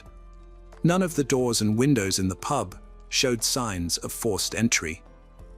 She had not gone to her husband's separate bedroom for help once she had freed herself. A witness would recall how on the day of the murder, Catherine had told staff they were not welcome to stay there that night in the pub, as they had often done after a night out, especially after a bank holiday weekend. While many of the circumstances seemed suspicious, and the Gardaí were confident they had their killer, there was still a lack of firm evidence, no forensics, no white witnesses, and no admission of guilt. Circumstantial evidence would not be enough to convict her. However, while they built their case, Catram would play the grieving widow to a T. All dressed in black, carrying a single red rose and lapping up the sympathy pool from family, friends, and people who knew them through their businesses. Catherine even installed a huge headstone at Tom's gravesite and writings of poetry inscribed, showing her love for Tom. She even took out an advertisement in a local newspaper that spoke of her devotion to Tom. It would take until April 1997 for Catherine to be arrested, shortly after she had sold the pub for £500,000. When she was later charged with murder and solicitation to murder, she had already become one of the most widely discussed and recognizable individuals in the country. Later, Tom's family would petition the courts to freeze all assets until the conclusion of the trial, including the proceeds from the pub's sale. In 2000, the first trial collapsed when it became known that the jury's deliberations had been overheard. The second trial was delayed when Catherine was hospitalized, but resumed a few days later. Catherine pleaded not guilty, and as the prosecution had only circumstantial evidence, they heavily relied on the testimony of 3 specific witnesses. Between 1989 and 1991, Catherine had approached these 3 men, who became the key witnesses for the prosecution. The first man was William McLean, a self-admitted smuggler from County Monaghan, who was among the initial barmen employed at Jack White's pub when the Nevins acquired it. He was also Catherine's first known extramarital companion, and he claimed to have been compensated solely through her kindness. Years later, he received a phone call from Catherine, informing him that she was hospitalized following a heart attack. However, it was in fact a cosmetic surgery procedure. She offered him £20,000 and the prospect of rekindling their relationship if he agreed to kill Tom. His response was a firm refusal. The second man was John Jones, a former member of the political party Sinn Féin, who ran an advice clinic at the back of his shop in Dublin. She had offered to host meetings in the pub to gain favour with the IRA. She visited his shop one day and directly requested that he have the IRA kill Tom. Jones thought she was joking and refused. A few weeks later, she would return with the same plan, but Jones would decline again. She even showed up at his business premises, bruised and bandaged, claiming that Tom had assaulted her. In fact, she had undergone cosmetic surgery again, as it seems our Catherine was fond of such procedures in the past. Eventually, she got the message and stopped asking. The third of these witnesses was Jerry Heaps, a former member of the Provisional Irish Republican Army, and he worked for John Jones in his shop. It was Jones who had originally introduced Jerry to Catherine. She approached him at least 10 times, asking him to help her kill Tom. Then she suggested to him that Tom could be killed during one of his weekly visits to the flats he owned, as it would be an opportune moment since he would have the pub takings with him. Every time Jerry refused, she would come up with another idea. One of these involved ambushing him after having a meal out with Catherine. He told her he couldn't do that because the bulk of the shot would pass through him and hit her. Catherine's response to this was that it would look great if Tom was to die in her arms. Jerry said no once again. Catherine also would have an affair with Guard Inspector Tom Kennedy, an affair he would deny in court. This affair began in 1991. Several staff members would say in court that Kennedy was a frequent visitor to the pub, and one staff member said she had seen him and Catherine in bed together on several occasions. Kennedy would say that Tom was his friend and he was the only reason he went to the pub, but Tom would say different to one of his staff the morning after a retirement party that was held at the pub for Kennedy, where Catherine would gift him paid flights to New York to visit his children, a very generous gift on Catherine's part. Kennedy will go on to say to the Gardaí that Catherine was the type of woman who would give you a pain in the head when she started getting on about things.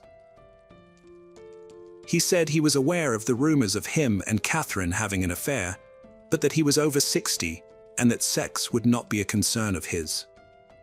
Next, we have Judge Danica O'Buckler, who was introduced to Catherine by Tom Kennedy. Edward said he too had an affair with her, which he also denied, just like Kennedy. It was also stated that he had his own key to the pub, and would let himself in and out at all hours of the night.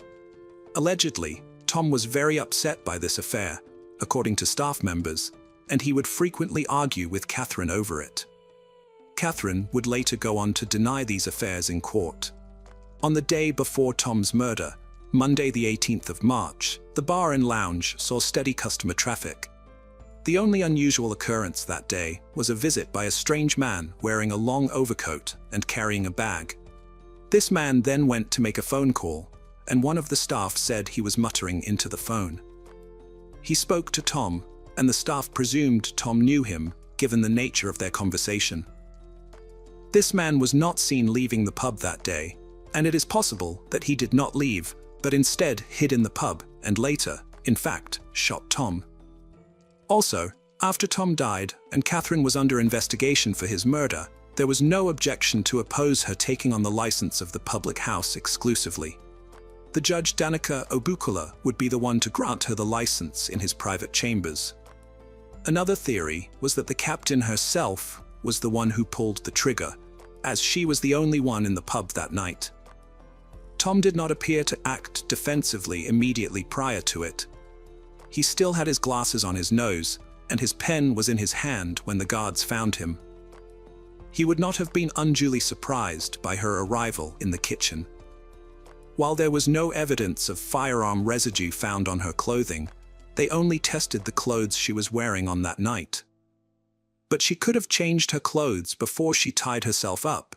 After all, she had 2 hours before she got help.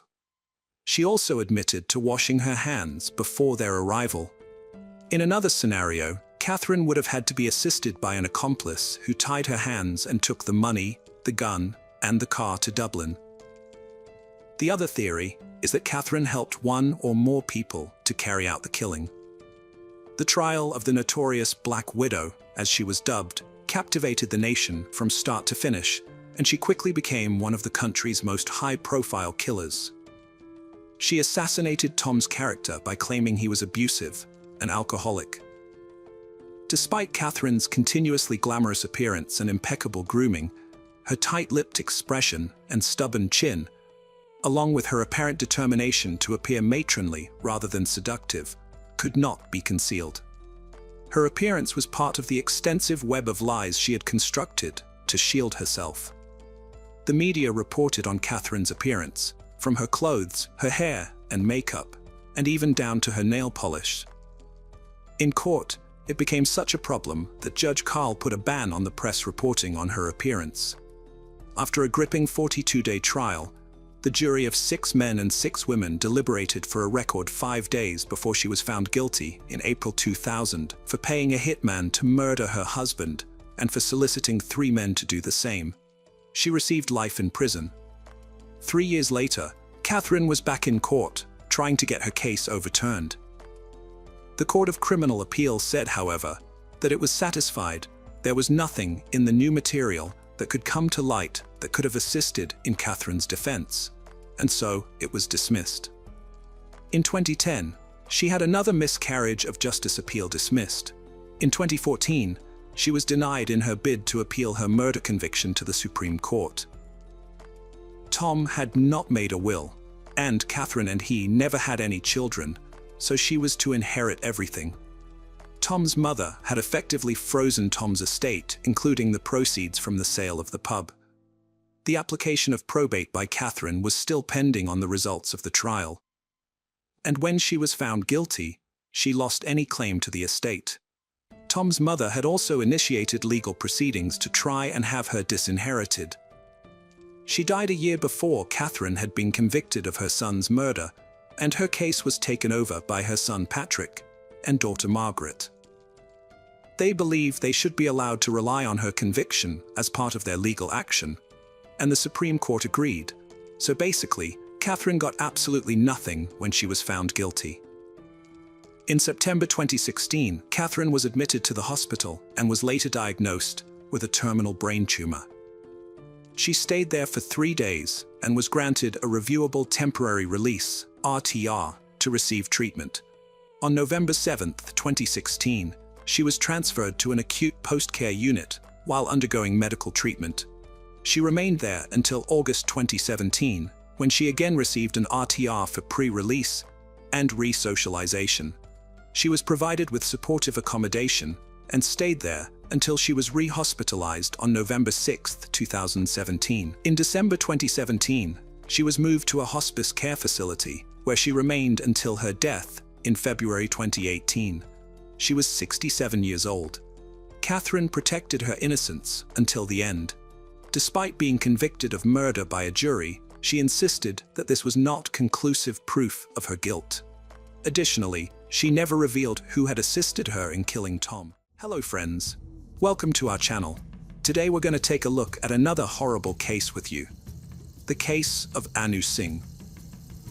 A man named Sam, who lived with his wife and son in Melbourne, Australia, came to his home in the state of Kerala, India to visit his parents in October 2015. However, before returning to Melbourne, he told his parents and some relatives, "Maybe the next time I come to India, it will be in a coffin." Surprisingly, 3 days later, news arrived that Sam had died. Everyone wonders how someone could predict their own death. But when the true story came to light, 2 major cities in different countries were shaken. So what was the full story behind this case? Let's dive into the details. In 2015, a 34-year-old man named Sam Abraham lived with his wife Sophia and their 7-year-old son in Epping, a suburb of Melbourne, Australia. The family had previously lived in Oman, a country in West Asia, but they moved to Melbourne because it is considered the most livable city in Australia. Both Sam and Sophia were employed, and the small family of 3 was happily residing in Australia. Every year, Sam would visit his home in India with his family. In October 2015, Sam and Sophia took some days off from work and came to India. One day, Sam told his father, "I feel like I won't live for much longer. Maybe I will die soon." After hearing this, Sam's father gets angry and says, "You are so young. Why are you saying such strange things?" Despite this, one day, Sam tells some of his relatives, "Maybe the next time I come to India, it will be in a coffin." This remark also seemed strange to them, but everyone brushed it off as a joke. Sam had a flight back to Australia on October 11, 2015, as he and his wife had taken only a few days off from work to visit India. After this, Sam returns to Australia with his wife and son. However, just 2 days later, on the morning of October 15, 2015, Sam's father, Abraham, receives a call on the other end of the line from his daughter-in-law, Sophia, who delivers devastating news that shocked the entire Abraham family. Through tears, Sophia explains that Sam had passed away that morning due to a heart attack. Sophia, left alone in Australia, handles all the paperwork and finally gets permission to send Sam's body back to India. This process takes 2 to 3 days, and on October 18th, Sam's body arrives in Kerala, India. Along with Sam's dead body, Sophia, their 7-year-old son, and Sophia's sister Sonia, also come to India. However, some of Sam's relatives, especially his father, are deeply shocked because everything Sam had said came true. The house is engulfed in grief. Sam's wife is now a widow, and their 7-year-old son has lost his father. With a heavy heart and deep sorrow, Sam's body was buried and his last rites were performed. Everyone at home was very sad, especially Sophia, whose life had taken a huge blow. Despite this, she had to return to Australia after 5 days because they had come to India on leave from their respective jobs. If Sophia had stayed in India longer, she could have lost her job. Therefore, on October 23rd, Sophia went back to Australia with her sister Sonia and her son. However, after returning to Australia, Sophia called her in-laws every Saturday to check on how they were doing. Time passed slowly, but there wasn't a single Saturday when Sophia didn't call her in-laws. But then, suddenly, in the last week of July or the first week of August 2016, there were no calls from Sophia to India. Seeing this, Sam's family became very worried, so they called some acquaintances in Australia to get information about Sophia. What Sam's family found out was shocking. They learned that Sophia had been in the custody of the Victoria Police for the past 15 to 20 days. Additionally, Sam's family found out that Sophia was charged with murder because the police suspected that she had killed her own husband, Sam Abraham. After this revelation, Sam's family is left stunned. However, the name of another man, Aaron Kamalasanen, comes up in the story. Sam's family heard this name for the first time, and it was then that they learned whether the accusations against Sophia were true or false. On the other hand, the Victoria Police presented some evidence to Sophia and Aaron, after which both confessed to murdering Sam. Following this confession, Sophia tells the police a story that leaves them astonished. The story goes like this. In the Kollam district of the state of Kerala, there is a small village named Kavalur, where Sophia and Sam lived. In this vast state of Kerala, Kavalur is just a small village where Sam and Sophia's houses were close to each other. They knew each other since childhood because they went to school together and were in the same class. Additionally, they both had a bit of interest in music, so they sang together in the church's choir group. Not only that, but after completing high school, they also joined college together. Eventually, they fell in love during their college days and started spending their time together like a normal college couple. However, in their relationship, Sophia fell in love with another guy named Oren. Sophia neither let Sam know about Oren, nor let Oren know about Sam. But in the end, Sophia decided to marry Sam. After that, Sam first informed his family that he liked Sophia and wanted to marry her. However, Sam was standing shocked when his father said that he couldn't marry Sophia, although Sophia's father was a retired defense officer and Sophia's family was respectable in society. Sam's father still refused the marriage for some unknown reason. When Sophia found out, she threatened both Sam and her family that she would take her own life if she couldn't marry Sam. When Sam's family learned of this, they took the matter seriously and decided to let Sam and Sophia get married. Afterward, both Sam and Sophia were very happy, and their wedding was celebrated with great enthusiasm. They got married in 2008, and in 2009, Sam moved to Oman with his wife Sophia because he had gotten a job at a money exchange company. However, when Sophia became pregnant, she returned to India because she needed her family's support. At that time, she gave birth to a son in India, and while staying in India, she was in constant contact with her sister. After some time, Sophia decided to move to Australia for a better life. Sophia had an MSc degree in electronics, so her sister also encouraged her, saying she should come to Australia, as she would get a great job. After seeing Sophia's resume, a company in Melbourne offered her a job, and she left for Australia with her son. Sophia arrived in Melbourne in the early months of 2012. Soon after, Sam also decided that he would move to Australia after some time. He talked to his company and got his transfer to Australia. Sam reached Australia in 2013, and their small family of 3 now lives under the same roof. The plus point of living here was that their son had grown up, and both husband and wife were working in different companies, so everything was going well in their lives. However, there was a different story behind this. Before Sophia moved to Australia, Oren had already gone there to Melbourne. Oren started working as an instrumentation engineer at a company. Oren got married there and also had a child by then. Sophia was also married, and Oren had his own family, so they should not have been in contact with each other. But despite being married, Sophia and Oren continued to talk through chatting apps and calls. In fact, Sophia's main reason for moving to Australia was that Oren was there, and they could meet in person. But when Sam joined his family in Australia, it became difficult for Sophia and Oren to meet. Despite this, Sophia continued to talk to Oren secretly. One day, Sophia had the idea that if Sam were to die somehow, she could be with Oren. She shared this idea with Oren, and he liked it because he loved Sophia deeply. After that, Oren started looking for an opportunity to kill Sam. During this time, he kept a close watch on Sam's every activity, and Sophia helped him with this. Then, in February 2015, Oren finally got the chance he was waiting for. One day in February, Sam was sitting in his car, parked outside a metro station. During this time, a masked Oren approached him and attacked him with a knife, slashing his throat and cheek.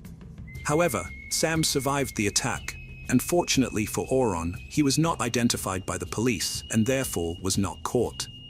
When Sam came home after surviving the knife attack, Sophia told Oron about it.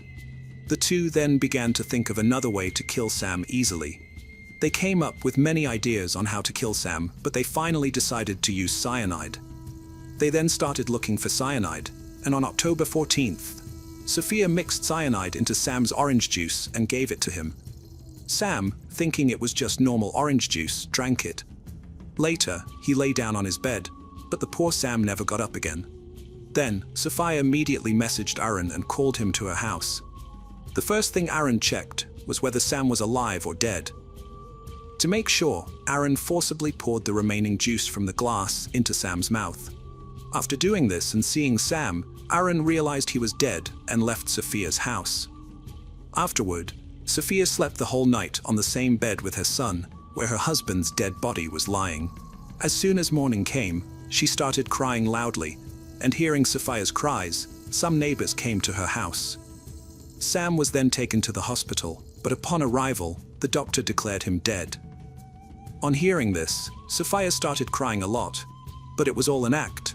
During this time, Sophia called Sam's father and told him that Sam had died of a heart attack. Whenever anyone asked Sophia the cause of Sam's death, she would say they all went to sleep after dinner. But when she tried to wake Sam up in the morning, he wouldn't get up. Maybe he had a silent attack. After this, no one suspected anything, and Sophia quickly began arranging to take Sam's dead body to India. She likely knew that if an autopsy was conducted here, the cause of death would be clearly determined.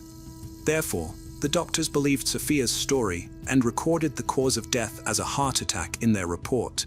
And within 3 days, Sam's dead body reached India. Now, in India, no one in Sam's family suspected Sophia because she was crying a lot at Sam's funeral, which made everyone think that she was very sad about Sam's passing. There is a team of 5 people who work hard to bring you the best quality content through thorough research. If you appreciate our efforts, you can support us according to your preference by visiting the link provided in the description. Your small support will motivate us to work effectively on the channel. Thank you. Now, let's continue with the story. Sam's toxicology report revealed that there was cyanide in his blood and liver, causing his death. About 10 months after Sam's death, on August 12, 2016, the Victoria police arrived at Sophia and Aaron's house to arrest them. However, during the search of Sophia's house, the police found a diary, but the diary was written in Malayalam, a language spoken and written in Kerala, so the police sent it to be translated. Afterward, the trial of this case began, and then the police presented Sophia and Aaron's call recordings. Some of their chats, Sophia's diary translated into English, and Aaron's recording before the judge. This was the same recording in which Aaron had told the detective that he had committed a murder by poisoning a man. According to a Melbourne-based newspaper, the diary found at Sophia's house sometimes belonged to Sophia and sometimes to both of them, and they used to write their feelings in this diary. One entry in this diary by Sophia says, "Can you hold me tight? I want to drift away in your love." In addition, Aaron had also written, "She is the best match for me, but what to do? I am sure that one day she will be mine." After this, the Supreme Court of Victoria delivered its verdict. Aaron is sentenced to 24 years, during which he will not be eligible for parole before 21 years. On the other hand, Sophia is sentenced to 22 years, during which she cannot be paroled before 18 years. However, during this trial, Sophia broke down in court and said, "I have a small son, so please reduce my sentence." But then the judge remarked, "The unfortunate part is that the biggest victim in this crime is your son, because you killed his father, and now you are also going to be sentenced." After that, the court awarded custody of the child to Sophia's sister, Sonia. But later, Sam's family demanded to keep their grandson with them, and now Sam's son lives with his grandparents' family. However, there is no information about Aaron's wife and his child in this case, so we cannot say anything about them. During this time, neither Aaron's family nor Sophia's parents seem to have any hint that they know each other. So with that, the the Sam Abraham murder case comes to an end. Hello friends, welcome to our channel. Today we're going to take a look at another horrible case with you. The case of Jassi and Mithu. In 1994, in the month of December, in the city of Jagraon, in the Ludhiana district of Punjab, a boy named Sukhender Singh Sidhu, his nickname was Mithu, after playing a kabaddi match, was standing at a rickshaw stand, waiting for a rickshaw to go back to his village. He had some friends with him who had come to support him during the match and to boost his morale. During that time in Punjab, there were some rickshaws like the ones you're seeing on your screen now. Kabaddi is a sport played between two teams in Punjab, where each player demonstrates their strength and smartness. Since Mithu was the #1 kabaddi player in his village, he was quite attractive and powerful. The rickshaw hadn't arrived at the stand yet, so Mithu and his friends were joking around. Suddenly, they noticed 3 women walking towards the rickshaw stand from the opposite road. As these 3 women approached, Mithu and his friends noticed that 2 of them were older, while the 3rd one accompanying them was a very beautiful young girl. When the rickshaw arrived at the stand, all passengers got in, and the beautiful girl sat on the back seat, while Mithu stood behind the rickshaw. During this journey, Mithu noticed that the girl kept looking at him repeatedly, and his friends also noticed this. However, Mithu couldn't talk to the girl, and as soon as she arrived in her village, she got off the rickshaw with her family. Once again, she looked towards Mithu, and for the first time, their eyes met. Besides, she smiled when she looked at Mithu, and in response, Mithu also smiled. Then, both of them went their separate ways. When Mithu started doing some other work after reaching home, he heard a girl's voice screaming, "Please help, I need help." As soon as Mithu stepped out of the house, he saw that it was the same girl he had seen in the morning in the rickshaw and smiled at while she was leaving.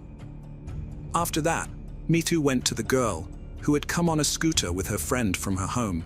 Here, Mithu first greeted the girl with a hi, and then tried to start the scooter, but deliberately didn't start it. Then, Mithu asked the girl her name and also told her his name. Actually, the girl's name was Jaswinder Kaur, but her nickname was Jassi. After that, Mithu said to the girl, "I want to talk to you." Hearing this, Jassi got confused because she didn't understand Mithu's words, so her friend who came with her translated Mithu's words into English for Jassi.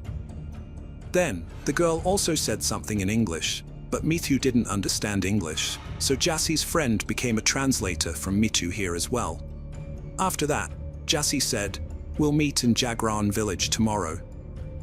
In fact, this village was about 15 to 20 minutes away from Mithu's house. When they met at that time, Mithu would be around 20 to 22 years old, while Jassi would be 19 to 20 years old. In addition, Mithu was born into a family that earned their living by farming, and he had only studied up to high school and then chose kabaddi as a career. Besides, he also drove a rickshaw in his free time. The next day, Mithu gets ready and reaches the village of Jagraon, and then, after some time, Jassi also arrives there. For some time, they talk to each other, and in the meantime, Jassi tells Mithu that she lives with her family in Canada and has come to spend the winter vacation at her maternal grandparents' house in India. Among the 2 women she was with yesterday, one was her mother named Malatka Sidhu, while the other woman with her was Jassi's maternal uncle's wife, meaning Jassi's aunt. Apart from this, that day, there was a little conversation between Jassi and Mithu, and then both went to their respective homes. But from that day on, these 2 meet regularly. Gradually, Mithu also realizes that Jassi's maternal grandparents' house is the wealthiest home in her neighboring village. Besides, Jassi's maternal home and Mithu's small 2-room house were on the border of 2 villages, meaning Mithu's house was right behind Jassi's maternal grandparents' house, and Mithu knows this fact. After this idea, Jassi and Mithu eloped on March 15, 1999, avoiding the scrutiny of their families, and got married in a Gurudwara, which is a place of worship for Sikhs. After the marriage, Jassi returns home as if everything is normal, and no one suspects anything. However, the relationship that Jassie's family had been considering for her breaks down for some reason. After staying in Punjab for 2 months and marrying Mithu, Jassie leaves for Canada with her family, but before leaving, she promises Mithu that she will come back soon. After going to Canada, Jassie and Mithu start talking to each other on the phone again, and by now, Mithu's house also had a telephone line installed. Months passed by in this way, but at the beginning of 2000, some relatives of Jassie who were in India come to know about Mithu and Jassie's marriage, and they immediately inform Jassie's parents in Canada. After this, their love story takes a sharp turn. From this point, Mithu's parents start pressuring him, while on the other hand, Jassie's mother and uncle begin pressuring her to break the marriage. However, neither Mithu agrees to it, nor does Jassie consent to breaking the marriage. Although Mithu is tempted by money, and Jassie is tempted by expensive things, cars, and the lure of a luxurious lifestyle, neither of them is willing to break the marriage. One day, Jassie's mother brought documents for Jassie to sign, so that Mithu could come to Canada. Jassie signed them all, unaware that the documents claimed Mithu had forced her into marriage and assaulted her. Later, Jassie came to Canada with her family. In reality, after Jassie signs this document, her family members send it to the India Punjab police, and based on it, an FIR First Information Report is registered against Mithu for abduction, forced marriage, illegal weapons possession, etc., and he is also arrested. After the arrest, Mithu is brutally beaten in jail and stays there for several months. Meanwhile, when Jassie fails to receive any response to Mithu's letters and is unable to contact him over the phone, she finally learns from a friend that Mithu had been jailed on charges of abduction, forced marriage, and other offenses. Here, Jassie discovers that her mother, Malat Kaur, had deceived her by obtaining her signature and implicating Mithu, causing significant difficulties for his family and friends. Furthermore, the Punjab police have arrested Mithu's family members from his home and imprisoned them as well. Then, a few days later, Mithu talks to Jassie, where he says to her, "If you wanted to divorce, Jassie, you could have just asked me. We got married with your consent, so why did you falsely accuse me?" After this, Jassie tells Mithu the whole story of how her mother and uncle got her to sign on the wrong paper deceitfully. But now, in Canada, Jassie was kept confined in her own home by her mother and uncle.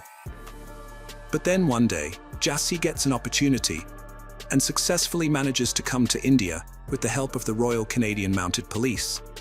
Then she comes to India and testifies in court that Mithu, his family, and his friends are all innocent.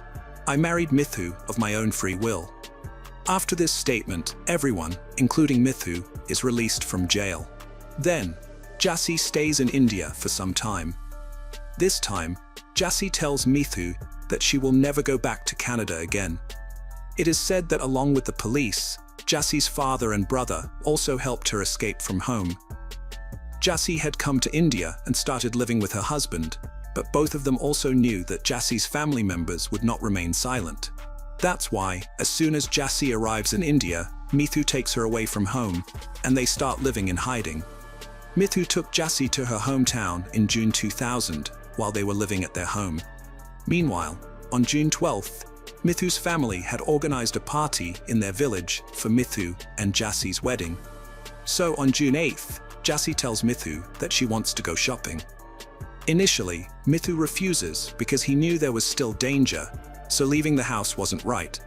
But then, when Jassie sits at home upset, Mithu also feels maybe he did wrong. Jassie left her home in Canada to be with him, and he couldn't even take her shopping. After that, they both leave for the market in the afternoon. It takes them a bit longer to return home, so by the time they get back, it's already evening and the sun has set. Because of this, Mithu's family starts worrying about both of them. A while later, Mithu's family begins searching for them. However, during the search, they receive devastating news that shakes Mithu's family to the core. They find out that Mithu is in a very serious condition, admitted to the hospital, while there's no trace of Jassie. When Mithu's family members rush to the hospital, They find out that Mithu's condition is extremely serious, and he is unconscious. Jassi is not there. Then, after several hours, when Mithu regains consciousness, he first inquires about Jassi. Only then do they inform Mithu about Jassi. A few days later, when Mithu recovers, he explains the reason behind his condition. Mithu says that after reaching the market, Jassi did a lot of shopping, and then they both also had coffee together. Later, as they started returning home from the market, their scooter stopped on its own 3 or 4 times. Twice, he sought help from a mechanic, and once he encountered his friend on the way. However, when the scooter started for the 3rd time, they noticed that they were being followed by 2 people on another scooter. However, after following the scooter riders for some time, they went ahead. But as soon as Mithu turned towards his village, he saw a car in front of him. At first, he saw from a distance that there was no one near the car, but as soon as he approached the car, suddenly 5 to 6 men came out and stood in front of the scooter. One of them even attacked them, which caused blood to start oozing from Jassi's head. After that, Mithu held Jassi and started fighting back against those thugs. But then, one thug also attacked Mithu's head with a large rod from a nearby road. After that, Mithu became unconscious, and those thugs kept beating Mithu, and finally, thinking he was dead, threw him into the nearby drain. A few hours later, late at night, some laborers passing by noticed Mithu lying there, and they picked him up and took him to the hospital. After learning this story, everyone sets out to find Jassi. This information is also given to the police, and now the police also begin to search for Jassi. After filing cases of assault and abduction against unknown criminals, the next day, on June 9th, Jassi is found, but she was not alive. In fact, Jassi had also been murdered and thrown into a canal, which was 45 kilometers away from her hometown. When Jassi's body is retrieved from there, it is discovered that someone had brutally strangled her to death. Additionally, Jassi's body bore dozens of deep wounds, indicating that she had been tortured cruelly before dying. When Jassi's body is found, the Punjab police also contacts Jassi's family. However, Jassi's mother Malota and uncle Surjit Singh both deny recognizing the deceased as Jassi. But Mithu and his family, along with Jassi's father and brother, confirm that the body is indeed Jassi's. Now, the key question was who had inflicted such severe beating on Mithu and who had brutally murdered Jassi.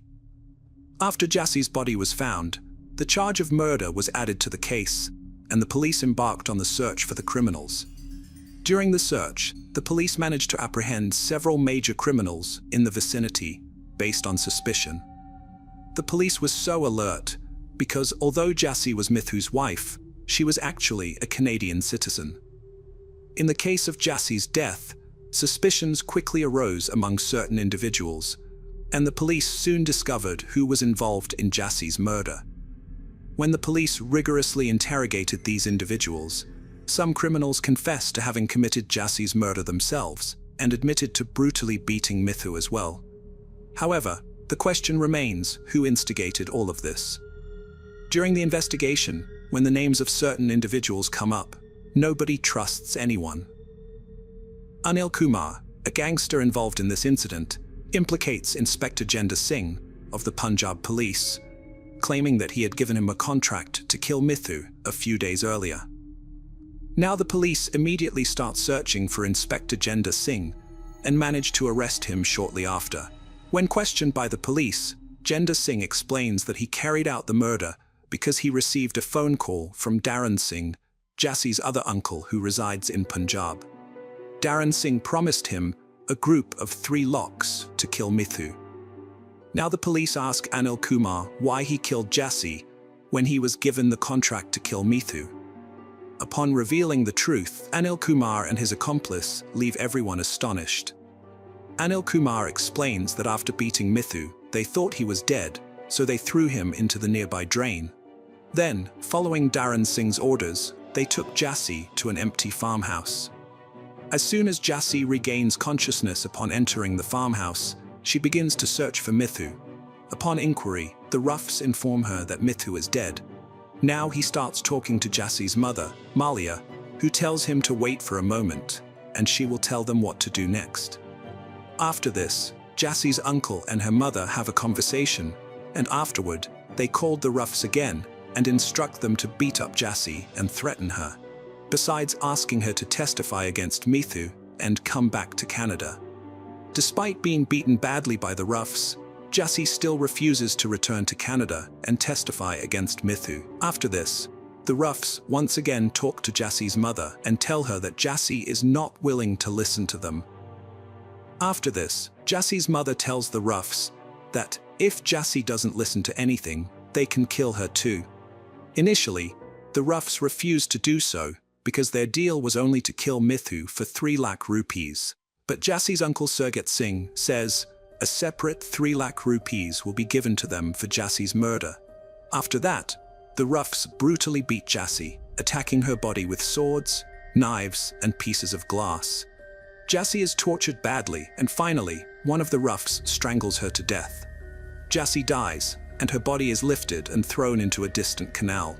Following this revelation, 13 people, including Jassie's maternal uncle Darren Singh, who resides in India, are arrested in this murder case. They are charged with abduction and murder, among other offences. Jassie's mother, Mallet Kaur, and her uncle Surjit Singh, who live in Canada, are also considered prime suspects. Now, since the victim and the accused had relations in Canada as well, the trial of this case begins in both India and Canada. During the trial in India, it is proven that when Jassie refused to leave for Canada without Mithu, Jassie's mother, Mallet Kaur, and uncle Surjit Singh planned that if Mithu is killed, Jassie will surely come back. After this, Surj Singh contacts his brother Darren Singh in India and assigns him the task of getting Mithu killed. Afterward, he contacts Inspector Jinder Singh of the Punjab Police and seeks his assistance in this matter. Following this, Inspector Jinder Singh arranges a meeting between Darren Singh and a contract killer named Anil Verma. Subsequently, Anil, along with his gang, executes this incident. After a lengthy trial on October 21, 2005, the Sangrur court sentences 11 out of 12 people as guilty. Among the convicted individuals are Jassie's other maternal uncle Darren Singh, Police Inspector Jinder Singh, and contract killer Anil Verma. However, as time progresses, these individuals challenge the verdict of the lower court in the Punjab and Haryana High Court, where almost all the accused are granted bail one by one. In the end, only Jassie's other maternal uncle Darren Singh, Inspector Jinder Singh, and contract killer Anil Kumar are deemed guilty and sentenced to imprisonment. However, all the convicted individuals challenged this decision of the High Court in the Supreme Court. Subsequently, proceedings begin here as well. And on April 16, 2015, Darren Singh is acquitted and discharged. However, the rest of the defendants do not receive relief from here, and their sentence remains upheld. Apart from this, before delving into what happens in the courts of Canada, let's take a step back in the case. Due to being severely injured in the attack, Mithu remains hospitalized for a long time. While staying in the hospital, Jassie's final rites are also performed. However, as soon as Mithu recovers and returns home from the hospital, a series of 7 cases are filed against him, one after another. There were some cases of illegal weapon possession with allegations of drug selling against Mithu, and pressure is also built by the police and Jassie's relatives to retract his statement and end the case. However, Mithu doesn't yield to anyone's persuasion and continues with the case. Meanwhile, in 2004, a woman accused Mithu of rape. Upon these allegations, Mithu is immediately arrested and sentenced to Lana Central Jail. Mithu stays in this jail for the next 4 years, but after 4 years, it is proven in court that the woman who accused Mithu of rape had connections with Jassie's maternal family, and she falsely accused Mithu for money. After this revelation, Mithu is released from jail after serving 4 years. However, despite this, there were still some cases pending against Mithu, and he continued to have dealings with the jail during this time. Besides Mithu, his brothers also faced different allegations, and behind these accusations was Jassie's uncle Surjit Singh. When Mithu doesn't fear even fake cases and threats, around 2012, attempts are made to buy him off. In this case, Jassie's family offers Mithu 10 million rupees and a prime location of 14 acres of land to change their statement. However, Mithu remains steadfast and continues the fight for justice. Malak Kaur and Surjit Singh, the main suspects residing in Canada, were extradited to India for the trial of Jassie's murder case, which began on January 6, 2012 in Canada. The police in Maple Ridge arrested Jassie's mother, Malak Kaur, and her uncle Surjit Singh for conspiring against Jassie and arranging her murder. After 2 years, on September 9, 2014, the Supreme Court of British Columbia approves their extradition to India. Both suspects then appeal to the Supreme Court of Canada, which stays the lower court's decision and starts a new trial. On September 8, 2017, the Supreme Court of Canada orders Malak Kaur and Surjit Singh to be sent back to India to face the charges. After the decision of the Supreme Court of Canada, 3 police officers from Punjab immediately depart for Canada to take the accused into custody. However, in the meantime, the accused once again file a petition for review against the court's decision. As a result, the Punjab police have to return empty-handed. Although the review petition provided temporary relief for a few months, finally, on December 11, 2018, the Supreme Court of Canada rejects the review petition, leading to their definitive extradition to India. After the completion of legal formalities, both accused were repatriated to India by Canadian authorities on January 24, 2019. Upon arrival in Delhi, they were immediately arrested and transported to Punjab. They appeared in court the next day, granted a 4-day remand, then sent to Kerala jail as the trial commenced in Sangarur Court. A total of 23 witnesses are presented by the Punjab police, and in addition to this, the call details of Jassie's mother and uncle are also submitted as evidence in court. From the call details, it is revealed that Jassie's mother and uncle had spoken on the phone a total of 266 times with Ruffs before and on the day of Jassie's murder. Mithu waits patiently while Jassie's family endures the prolonged delay of justice over the past 23 years. The Punjab police have received praise, but Mithu's quest for Jassie's justice remains unmet. Hello friends, welcome to our channel. Today we're going to take a look at another horrible case with you, the case of Jolly Joseph. This whole story is about a family in Kerala. The entire family lived in the Kottayam village in the Kottayam district of Kerala. This family was considered one of the wealthiest in the village. The head of the family was named Tom Thomas, and his wife's name was Anama Thomas. They had 2 sons, Rojo Thomas and Roy Thomas. In 1997, the elder son Roy Thomas had a grand wedding with a girl named Jolly Joseph. After the wedding, Jolly quickly became the family's favorite, managing their affairs efficiently. Despite her kind nature, Jolly was also a devout woman who attended daily prayers. Jolly married Roy Thomas when he was unemployed and depended on his father for expenses. However, after marriage, Jolly continued her studies and later informed the family that she had obtained a job at the National Institute of Technology in Calicut. If occasional minor disagreements are overlooked, the family was very happy and everyone's lifestyle was going well. However, in 2002, Anama Thomas suddenly fell ill, leading to her immediate admission to the hospital.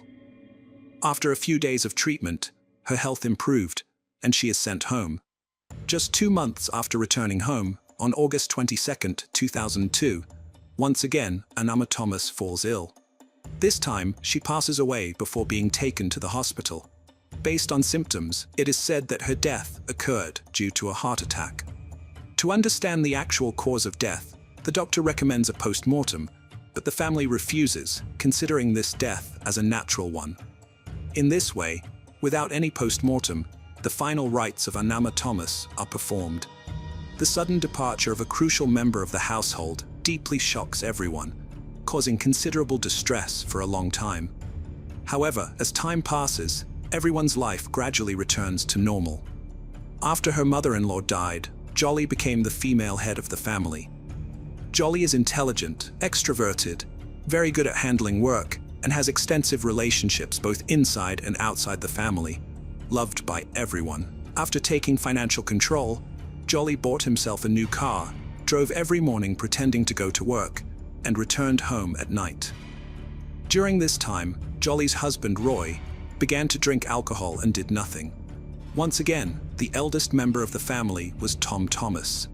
The date was August 26, 2008, just a few days after the 6th death anniversary of Anama Thomas. Other relatives were also present at the home. Suddenly, another death occurs in the family. This time, it's the head of the family, Tom Thomas, who passes away unexpectedly. Initial investigations also attribute his death to a heart attack. The family does not opt for a post-mortem for Tom Thomas, and he is laid to rest in a similar manner. Within a span of 6 years, 2 deaths in the family bring significant changes. Where it used to be a joint family, property division now takes place among the remaining members, and almost everyone begins to live as a nuclear family. The 2 previous deaths were not even forgotten when the family faces the death of a 3rd member on September 9, 2011, Jolly's husband, Roy Thomas. Roy Thomas's body was found in the bathroom. Since there had been 2 sudden deaths in this family before, when the 3rd member of the household also dies unexpectedly, some family members suspect foul play rather than considering it a mere coincidence. The decision is made to conduct a post-mortem on Roy Thomas. During the post-mortem, traces of cyanide poison are discovered in Roy Thomas's body. Further investigation reveals that Roy Thomas was facing financial difficulties in those days. According to Roy Thomas's wife, it was the financial problems that led her husband to commit suicide. The initial police inquiry also highlights Roy Thomas's financial problems, and with the conclusion that he took his own life, the case is closed. The case had been closed, but the series of deaths in the family continued. The next death in the family was scheduled for February 24, 2014. This time, the deceased was Matthew Manslaughter, the brother of Anama Thomas. Matthew Manslaughter's death also occurred suddenly, and despite no post-mortem being conducted, it was considered a mere coincidence. The family was experiencing consecutive deaths, but no one could understand how these deaths were occurring. Initial police investigations revealed no suspicions, and speculation arose that some malevolent force had taken hold of the family, causing mysterious deaths one after another. Some even began to discuss the possibility of a curse afflicting the family. Shortly after the 4th person in the family passed away, another death happened. This time, Alphine Zacharias, the niece of Roy Thomas and daughter of Shaju Thomas, died. Alphine was just 2 years old when she passed, and her death was sudden. 2 years after that incident, on January 11, 2016, Alphine's mother, Shaju Thomas's wife, Sally Saris, also dies under suspicious circumstances. The mysterious deaths of 6 family members have happened in a puzzling way over the past 14 years, with one death following another. Not only that, shortly after Sally's death, 2 distant relatives of this family also died in a road accident. Jolly, who became a widow, then married Shaju Thomas, who is the cousin brother of Roy Thomas, and they started living together in 2016. However, one family member did not believe that the deaths in the family were due to a curse or evil spirit. This family member was Roho Thomas, the son of Anama Thomas, and the brother of Roy Thomas. Roho Thomas was working in America at the time, and after the 6th family member passed away, he started to think that it was not just a coincidence, but a deliberate plan. Roho Thomas then goes to the local police station, files a case, and appeals to the police to thoroughly investigate the depths of all the motives in the family deaths. Roho Thomas initiates his own investigation at his level. The people alive in the family were Shaju Thomas and Jolly Joseph, who were now left among the surviving family members. The police initially did not take the investigation seriously, but Roho Thomas's own investigation revealed a shocking truth before the police. Jolly had claimed a few years ago that she was working as a commerce lecturer at NIT Calicut. However, upon investigation, Roho discovered that there was no teacher named Jolly at NIT Calicut. Jolly not only showed her job identity card to support her claims at NIT Calicut, but also shared it with her family. Upon examination, the university administration confirmed that the identity card was fake. Furthermore, the investigation conducted by Rojo Thomas indicates that Jolly Joseph was present during all the deaths or sudden illnesses that have taken place. The fact that Jolly was around for all 6 deaths was not a mere coincidence, but instead suggested a major conspiracy. As a result, the police's suspicion is now focused on Jolly. The deaths previously considered as natural are now under investigation again. Rojo Thomas filed a written complaint against Jolly, connected to Roy Thomas's death at the police station. Suspicions are also raised against Jolly in 5 other mysterious deaths. The police have registered the case and intensified their investigation, starting with exhuming the bodies of all 6 family members buried in the cemeteries near St. Lord Church in Kadai Canal and St. Mary's Church in Kuno over the past 14 years. These bodies are sent for forensic examination.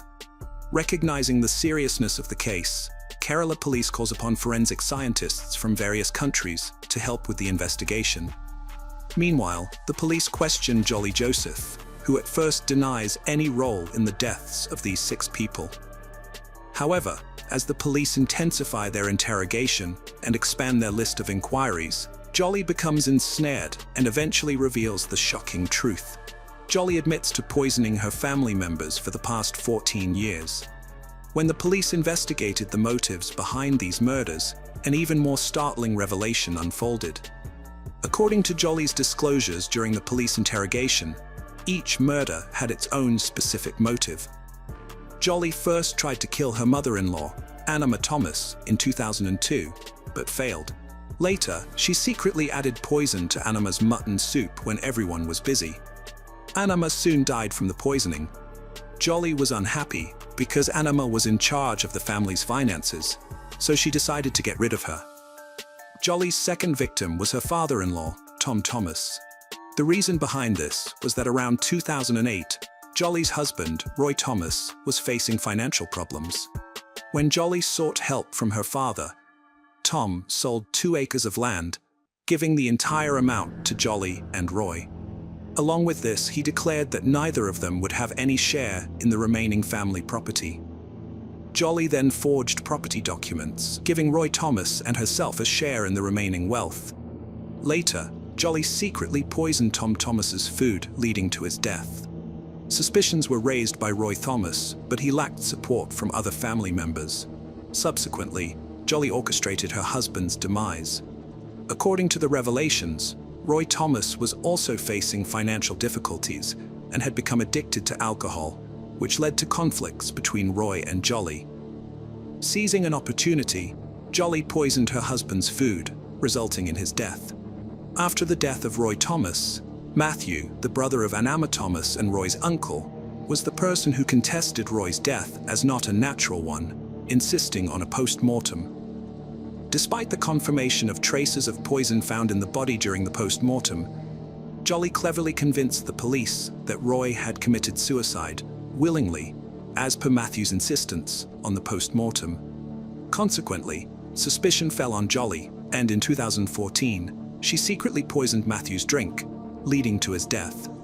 Jolly's next target is 2-year-old Alina. After killing her husband, Jolly becomes attracted to her deceased husband's cousin, Shaju Thomas. The issue is that Shaju Thomas is already married with a daughter. With evil intentions, Jolly murders Shaju's 2-year-old daughter, Alina, in 2014 before marrying Shaju Thomas. Later in 2016, Shaju's wife, Kiely, also dies. Following this revelation, the police suspect that Shaju Thomas might also be involved in Jolly's plan. Consequently, Shaju is taken into custody for questioning. However, no evidence against Shaju surfaces. When Jolly is asked about her claim of going to study at NIT Calicut for the past 14 years, it is revealed that she never actually went there, as per the college records. Jolly then discloses that she used to leave home on time every day, but most of the time, she spent in a nearby church, assisting with its activities. Additionally, sometimes, she would spend time in the canteen on the NIT campus. A surprising revelation in this entire investigation is that everyone with whom Jolly had any connection had a good relationship with her. Talking and laughing with everyone was Jolly's habit, and no one had ever heard her raising her voice at someone. Even the neighbors never tired of praising Jolly. After the revelation in the Jolly case, finally, on October 5, 2019, 47-year-old Jolly Joseph is arrested, accused of murdering 6 family members, including her father-in-law and husband. Many find it hard to believe that a woman known to be family-oriented, well-respected, and kind could be a cold-blooded killer. The investigation discloses that Jolly was provided poison by a person named Matthew, who happened to be Jolly's relative. Matthew's friend, Prachi Kumar, employed at a jewelry shop, facilitated the procurement of cyanide, commonly used for cleaning gold and silver ornaments. Cyanide samples are found in Jolly's car and bag during the police search. The evidence, which includes Jolly's confession and scientific findings, led to a 1,800-page charge sheet filed by the police on January 1, 2020. Jolly is facing charges for 6 murders. Even though Jolly was granted bail by the Kerala High Court in 2021, the Kerala government contested the decision in the Supreme Court. At present, Jolly is still in jail, and the case remains a legal dispute. Following the hearing, the Supreme Court denied Jolly's bail, leading to Jolly's continued detention. Just a few months after these revelations, Jolly's second husband, Shaju, also filed for divorce in court. While the investigation into this case is ongoing, some new revelations related to the case emerged in February 2023. The Kerala police had sent the bodies to the CFSL laboratory in Hyderabad after exhuming them from their graves. The report stated that no trace of cyanide was found in 4 out of the 6 bodies recovered, and the examination of the remaining 2 bodies is still underway. Despite the claim, the Kerala police stated that due to the many years since the murders, it is challenging to find traces of cyanide after exhumation. According to the police, even if no traces of cyanide are found in the investigation, Jolly's confession and circumstantial evidence are so strong that her guilt will be proven in court, and she will be given a severe punishment. It has been reported that the police are the ones responsible for what happened in this case. Had the mother-in-law, who was the first victim, received a more extensive investigation, further casualties could have been prevented. Hello friends, welcome to our channel. Today we're going to take a look at another horrible case with you, the case of Sajini and Tarun. On October 23, 2018, in Bangalore, there was a customer service office for a company called Oracle, situated on the 7th floor of a building. During this time, all the staff were working the night shift. It was approximately 11:45 p.m. when a security guard from the company approached an employee and informed him that 2 individuals were waiting to meet him in the waiting room. The employee pondered who could be visiting him around midnight, as none of his friends had ever done so before. A slight sense of fear crept into his mind. With some reluctance, he proceeded to the waiting room where the 2 individuals awaited him. Both men were tall. As he walks towards them, one of the men reaches out his hand and says, "Hello, Mr. Tarun." Upon hearing the name Tarun, the employee is surprised and starts trembling because he hadn't heard that name for almost 15 years. No one had called him Tarun before today. His wife, children, and all his friends knew him by the name Parveen Batal. This man had hidden his identity from everyone. But today, after nearly 15 years, he hears this name from someone's mouth. While shaking hands with Tarun, the man noticed that one of his fingers was broken. He then informed Tarun that his game was up and that they would be taking him to his actual home. It turned out that the 2 men who had visited the company were actually police officers. Tarun was then taken to Ahmedabad on October 24, 2018. During this period, a police officer sent a brief message to a senior officer stating, "We have shown him." Tarun, still in disbelief, wondered how the police managed to capture him after 15 years. To understand what this man had done and why the police caught him, we will have to go 15 years back now. It is February 14th, 2003 in Ahmedabad, where a husband named Tarun and his wife named Sajini lived. They were married 3 months ago in December 2002. Tarun worked as a sports teacher at a school, while Sajini worked at a bank. Tarun also coached volleyball.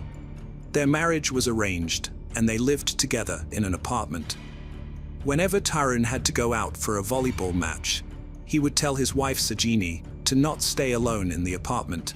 He would advise her that there are often thefts in the area, so she should go to her father's house instead.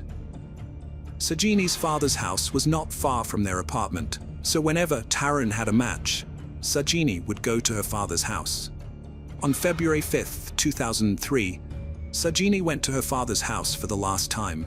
While leaving, she told her father that she needed some money to fill up the gas in the car.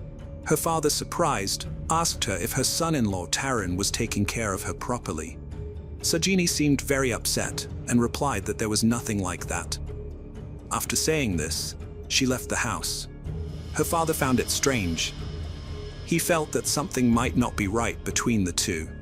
But he didn't take this matter too seriously, as small arguments often happen between husband and wife. On February 14th, 2003, at around 7:30 p.m., Sajini had a 15-minute conversation with her elder sister on the phone. About 2 hours later, Tarun called Sajini's father and urgently requested him to come to the hospital as Sajini's condition had deteriorated. Upon arrival at the hospital, the family discovered that Sajini had passed away. Tarun was seen crying in a corner. Sajini had died from strangulation with a scarf. Tarun informed the police that jewelry and money had been stolen from their home, and all their belongings were scattered around. The police suspect that some thieves may have come to steal, and they may be responsible for Sajini's death. Tarun was in a terrible state, crying uncontrollably, and his condition worsened due to his grief. As a result, he was unable to attend his wife's funeral. During this time, Tarun was admitted to the hospital because his condition was deteriorating, and his family was providing him with emotional support.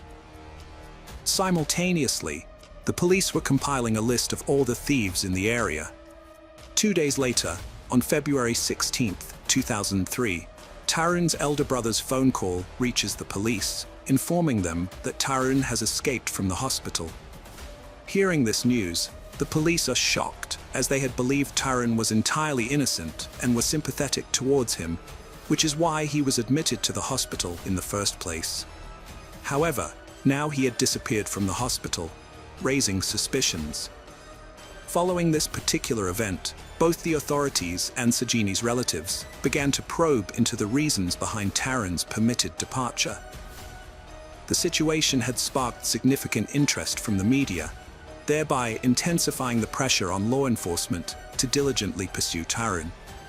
Meanwhile, Tarun's family found themselves detained by the authorities temporarily, although they were subsequently released within a short span, given their lack of association with the incident. Tarun had been residing in an apartment with his wife, in isolation from the rest of his kin. The city police embarked on a relentless pursuit of Tarun, setting up roadblocks in multiple locations, yet failing to uncover any hint of his whereabouts. Sajini's relatives had applied significant influence on the authorities, prompting them to offer a substantial reward of 1 lakh rupees for details regarding Tarun. Despite this attractive offer, the result was unsuccessful, making the police's efforts fruitless and pointless. Later, the police discovered that Tarun had been harassing Sajini since their marriage because he was involved in an affair with another girl.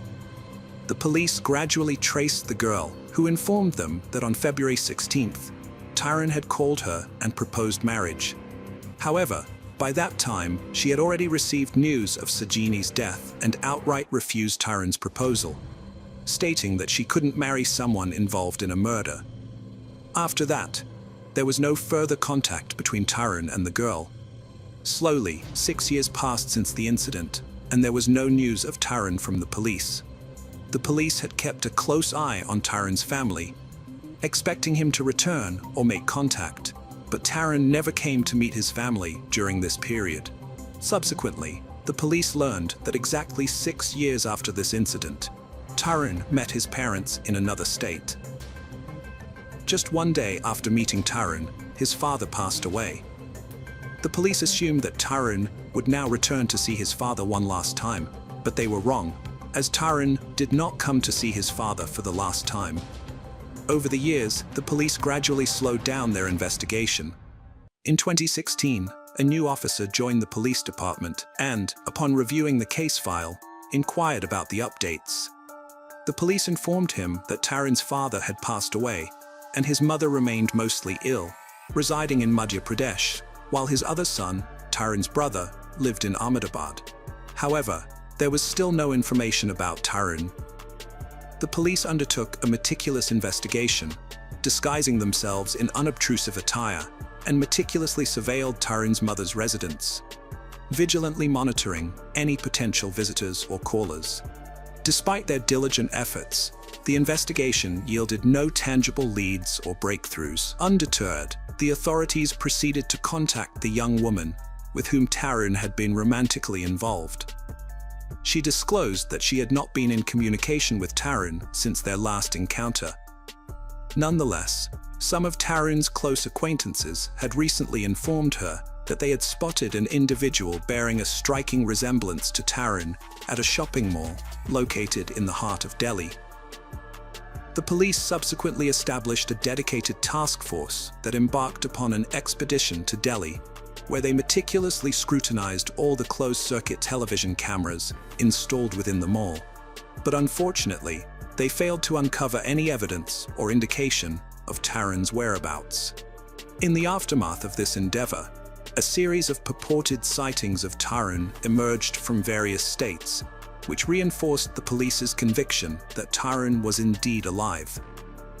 Consequently, the police undertook a thorough examination of approximately 4,000 mobile phone numbers linked to Taryn's family members and his entire social circle, operating under the assumption that they might stumble upon a crucial lead that would ultimately guide them to Taryn's location.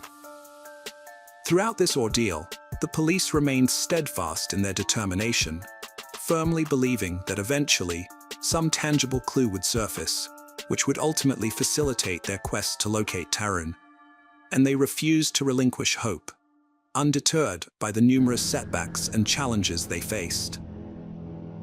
The police were tracing Taryn's mother's phone and monitoring all her calls, trying to identify the people she was talking to. Despite their efforts, the police had not found any substantial leads yet, but they were hopeful that Taryn might make some mistake that would lead to his capture one day. A call was received on Taryn's mother's mobile phone, originating from a landline number located in the renowned city of Bangalore, often described as the Silicon Valley of India. This vibrant metropolis attracts individuals from all corners of the country and beyond, drawn by the abundance of employment opportunities, particularly in the technology sector. The call was traced back to a customer care service department of an Oracle company based in Bangalore, prompting the police to investigate the potential significance of this connection and its relevance to Taryn's mother's involvement with the Oracle organization. After a lengthy investigation, the police were able to gather some relevant, albeit modest, information about the case. With this connection as a starting point, a police team moved from Ahmedabad to Bangalore, hoping to obtain more clues. The police suspected that Taryn might be working at Oracle, a major technology company located in the city. Subsequently, on October 22, 2018, the police went to Bangalore and met with the HR department of the Oracle company. They requested details of all the employees without disclosing the fact that they were looking for a specific person. The police stated that they needed the employee list to maintain law and order, and the HR department complied. The police were aware that if anyone got wind of their arrival, Taryn would escape, and they would lose their lead. Therefore, the police were extremely cautious. The list that the police had did not contain the name Taryn. the police started to believe that their efforts were in vain.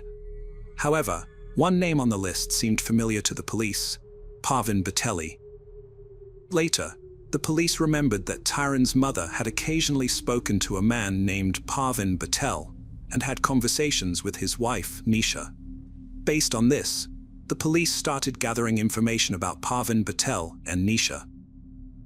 The police discovered that Parvin and Nisha were not active on social media, which surprised the police because in today's time, almost everyone shares their pictures on social media.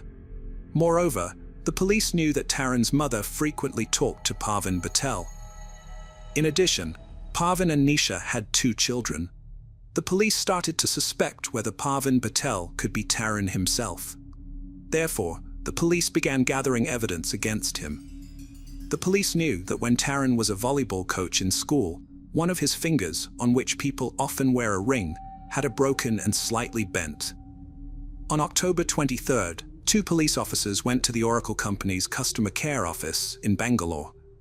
Later, a receptionist informed Parvin Batel that 2 people were there to meet him. When one of them, an officer, shook hands with Parvin, he recognized Taran from the broken finger and said, "Taran, your game is over." Upon hearing the name Taran, Parvin's condition worsened. Taran was caught due to a landline number. On that day, Taran's mobile phone was not working, and he was worried about his mother. Therefore, he accidentally dialed his office's landline number to contact his mother, which turned out to be his biggest mistake. If Taran had not called from the landline number, perhaps he would never have been caught. Later, the police also discovered that Taran's mother had another mobile phone registered in the name of a distant relative, and he mostly spoke to his mother on that number, which the police had not traced. After that, the police brought Taran back to Ahmedabad, where he admitted his mistake and confessed that he was the one who killed his wife. He then told the police the entire story after the murder. Taran went to his friend proposing marriage, but his friend rejected him. Subsequently, he went to Pune, where he started a small job, and there he met Nisha. He had told Nisha that he was an orphan with no one in this world, and that's where their friendship blossomed. They eventually got married, and both of them arrived in Bangalore in 2009, where Taran started working for the Oracle Company. One surprising fact was that even Taran's wife knew that her husband's name was Parvin Batel. The police investigated this and found out that during school time, Taran had a friend named Parvin B. Taran revealed that after the murder, he stayed in Pune for a few days, and Parvin Batel also resided in Pune during that time. There, he spent some days with his friend, and, during that period, he scanned all of his friend's ID proofs. While the name on the documents was Parvin B, he put his own picture and concealed his identity. Now, his identity was established as Parvin B. This was the story of an individual who managed to outwit the police forces for a considerable period of 15 years, avoiding being discovered and captured. However, a small slip-up committed by this person ultimately became their downfall, resulting in their arrest after so much success in evading justice. Hello friends, welcome to our channel. Today we're going to take a look at another horrible case with you. The case of Penny McAllister. Penny McAllister, the eldest daughter of Desmond, a teacher and soldier, grew up in Germany, immersed in the arts, music, theater, and school drama. She was a bright, charming young woman.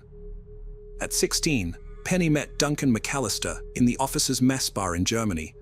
Born in 1961, Duncan had attended UK boarding school and, like his father, joined the army, training in signals.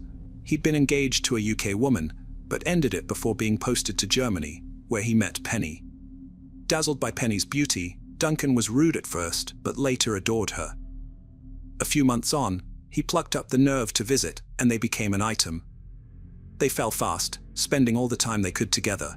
In '83, Duncan was reassigned to the UK, and before departing, he asked Penny to marry him. They wed the next year, when she was 18, and he was 23. The couple relocated to Wiltshire, with Duncan enrolling at the Royal Military College, while Penny pursued her studies. Their newlywed years were blissful, marked by shared adventures, travel, and a mutual passion for diving learned on vacation. Eventually, Duncan received a posting to Northern Ireland at the height of the Troubles. Penny accompanied him, which was an unusual step, as most British Army wives stayed in the UK due to the dangerous and volatile situation. They settled in County Armagh, the smallest county in Northern Ireland, home to Lough Neagh, the largest freshwater lake in the UK and Ireland. In February 1990, Duncan and Penny decided to set up an army diving club to expand their social circle. Duncan was the more confident diver, providing instruction, while Penny handled the administrative work. One of the members who joined to learn diving was a young woman named Susan Christie, a petite soldier and member of the Ulster Defence Regiment, UDR. Susan was the daughter of a non-commissioned officer in the UDR, and it was said that she had her father wrapped around her little finger. She was very driven and planned to follow in her father's footsteps, joining the UDR just before her 21st birthday. She was initially part-time but excelled as she was a perfectionist, which suited army life. She was an attention seeker who flirted skillfully to captivate men, but never went too far. Yet, she'd pout and act like a brat if denied that spotlight. This behavior only intensified when she joined the diving team. Susan flirted with Duncan, a married man, and they began a physical affair. Though Duncan claimed it was just a fling and he loved his wife Penny, their relationship escalated, with Duncan taking Susan's virginity and them meeting for sex in secret. Penny suspected Susan and Duncan's behavior, though she lacked proof. Trusting her intuition, she watched them closely, hoping the situation would resolve itself. However, Penny's optimism would prove misguided, but Susan's behavior around Duncan, particularly in the diving circle, became unpredictable. Susan was jealous of Penny as she treated her horribly. She was rude and would ignore Penny, even if she was to even just say hello. It wasn't enough for Susan to have Duncan in the palm of her hand. She would also try and make Duncan jealous if they all went to the pub after a dive, and she wasn't sitting next to him. She would flirt with the other soldiers around them. Duncan would describe it as leading them on, and if any of them tried for a kiss or anything more, Susan would run back to him crying, saying she was being harassed. Susan, rightly so, began to get a reputation for throwing accusations around. She also began to fake illness when she wasn't getting the attention she wanted, and was treated in hospital a few times when there was nothing wrong with her. In September 1990, a serious incident occurred.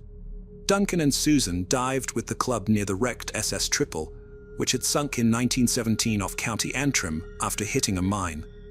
It was a deeper dive than usual. The wreck lay 30 meters down. Duncan, the cautious leader, had all stopped mid-ascent for 2 minutes to avoid decompression sickness. When they surfaced, he warned that anyone feeling unwell should contact him or a supervisor. Everyone, including Susan, said they were fine.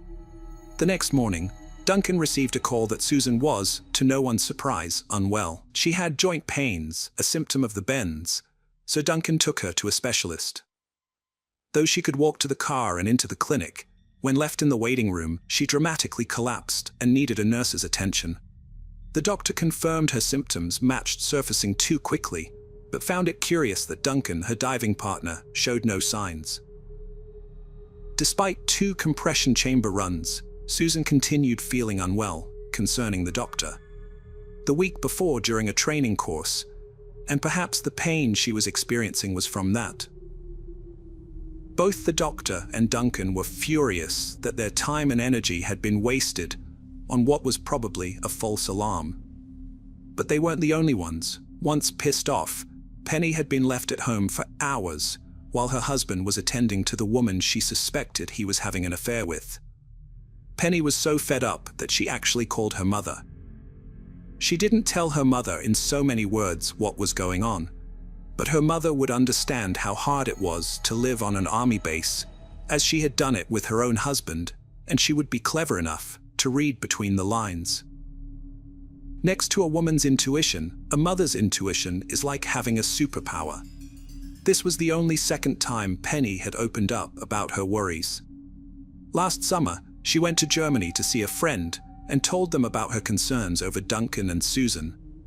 She also confided the loss of her pregnancy, but kept it from Duncan due to their relationship troubles.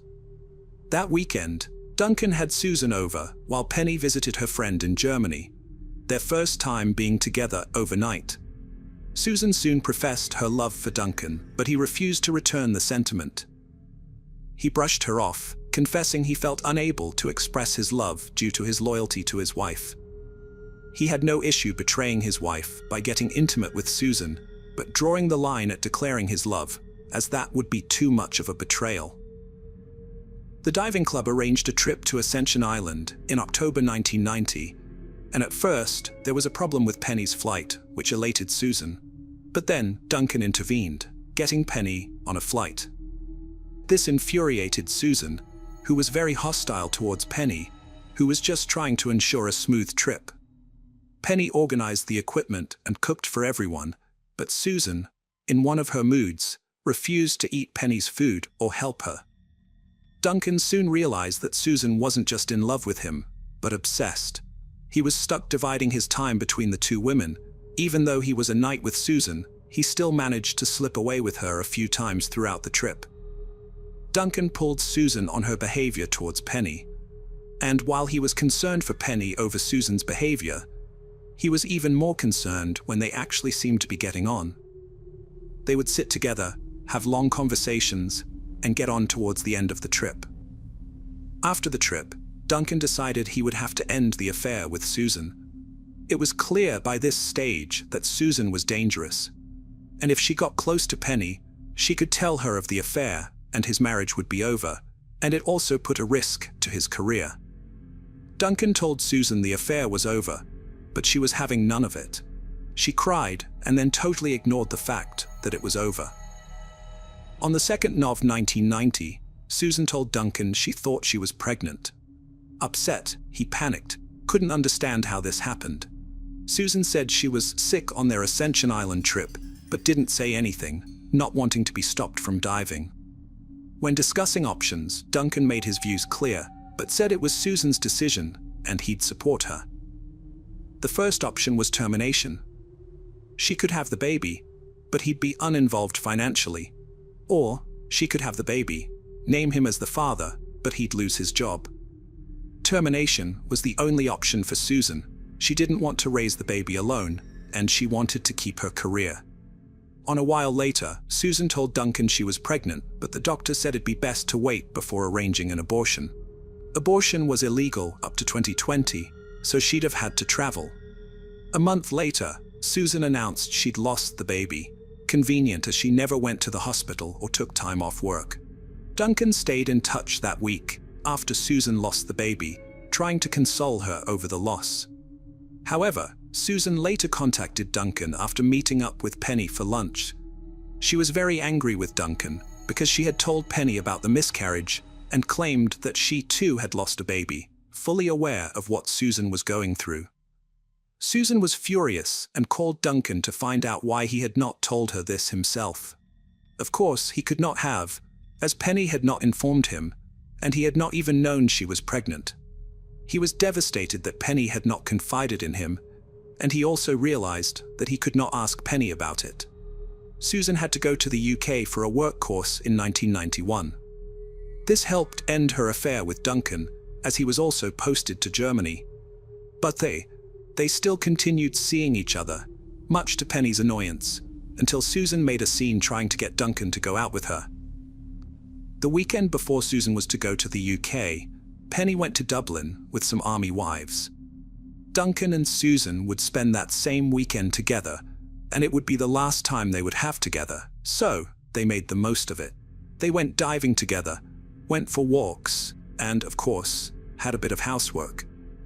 Susan was upset that things were finally coming to an end, but told Duncan she was happy they'd remain friends. However, people that gullible think they can stay friends after an affair.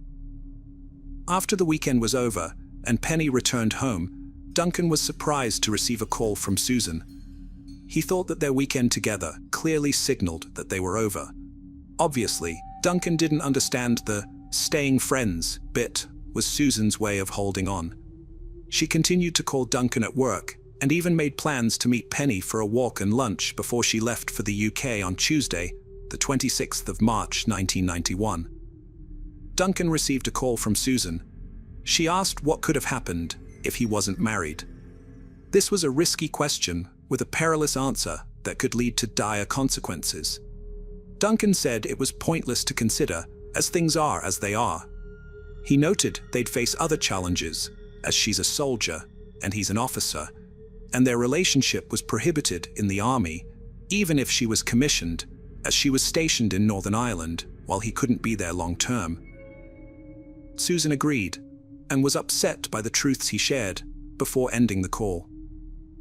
The following day, Wednesday the 27th of March, Penny dropped Duncan to work and headed into town, as she had to drop some stuff off at the army run shop, and then later go to meet Susan for their walk with the dogs and lunch out.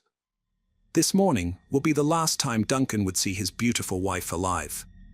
Penny also had to prepare for a visit from her parents, and was busy at home getting things ready. Penny told Duncan she was not looking forward to her lunch days with Susan, as she had rescheduled twice already, and she was really too busy that day to meet with her, but she decided to go anyway. Later that morning, Duncan received a call from Susan asking if he knew where Penny was. She tried ringing the house, but no one answered. She couldn't remember if they were supposed to meet at 11 a.m. or 11:30 a.m. Duncan, exasperated by the call, told Susan to go to the meeting place at 11 and wait there for Penny, then ended the call. Duncan headed out of the office that afternoon, known for a fitness test which was a 3-mile run. As he returned to the office, he met with his commanding officer, who was not looking too pleased. Duncan thought he was coming to tell him that he was not going to be going to Germany, but instead, he had graver news.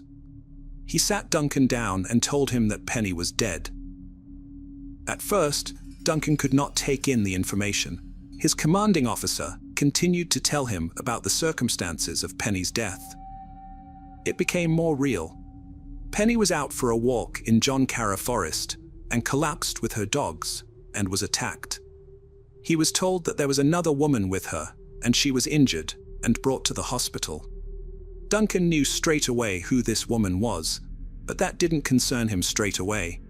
He knew Penny's parents were to arrive in a few hours, and he would have to break this devastating news to them, and also had the ordeal of telling his own parents. The police secured the area where Penny's body was found, and they took witness statements from a family who had been having a picnic nearby. When Susan emerged from the forest, crying, screaming, and bloodied, she was unable to stand properly, and her hands were covered in blood. Her clothes were ripped, and she had scratches on her face and a stab wound to her torso. The woman of the family went to help Susan, and her husband went to call the police. Susan, meanwhile, begged for someone to find Penny. After she explained that they were both attacked by a man, and she had managed to escape, but that Penny was still in the forest, the police arrived and went into the forest. A local doctor treated Susan for her injuries. They followed the trail and soon found Penny lying on the forest floor, covered in blood, and her throat had been cut. This is where she bled out and died.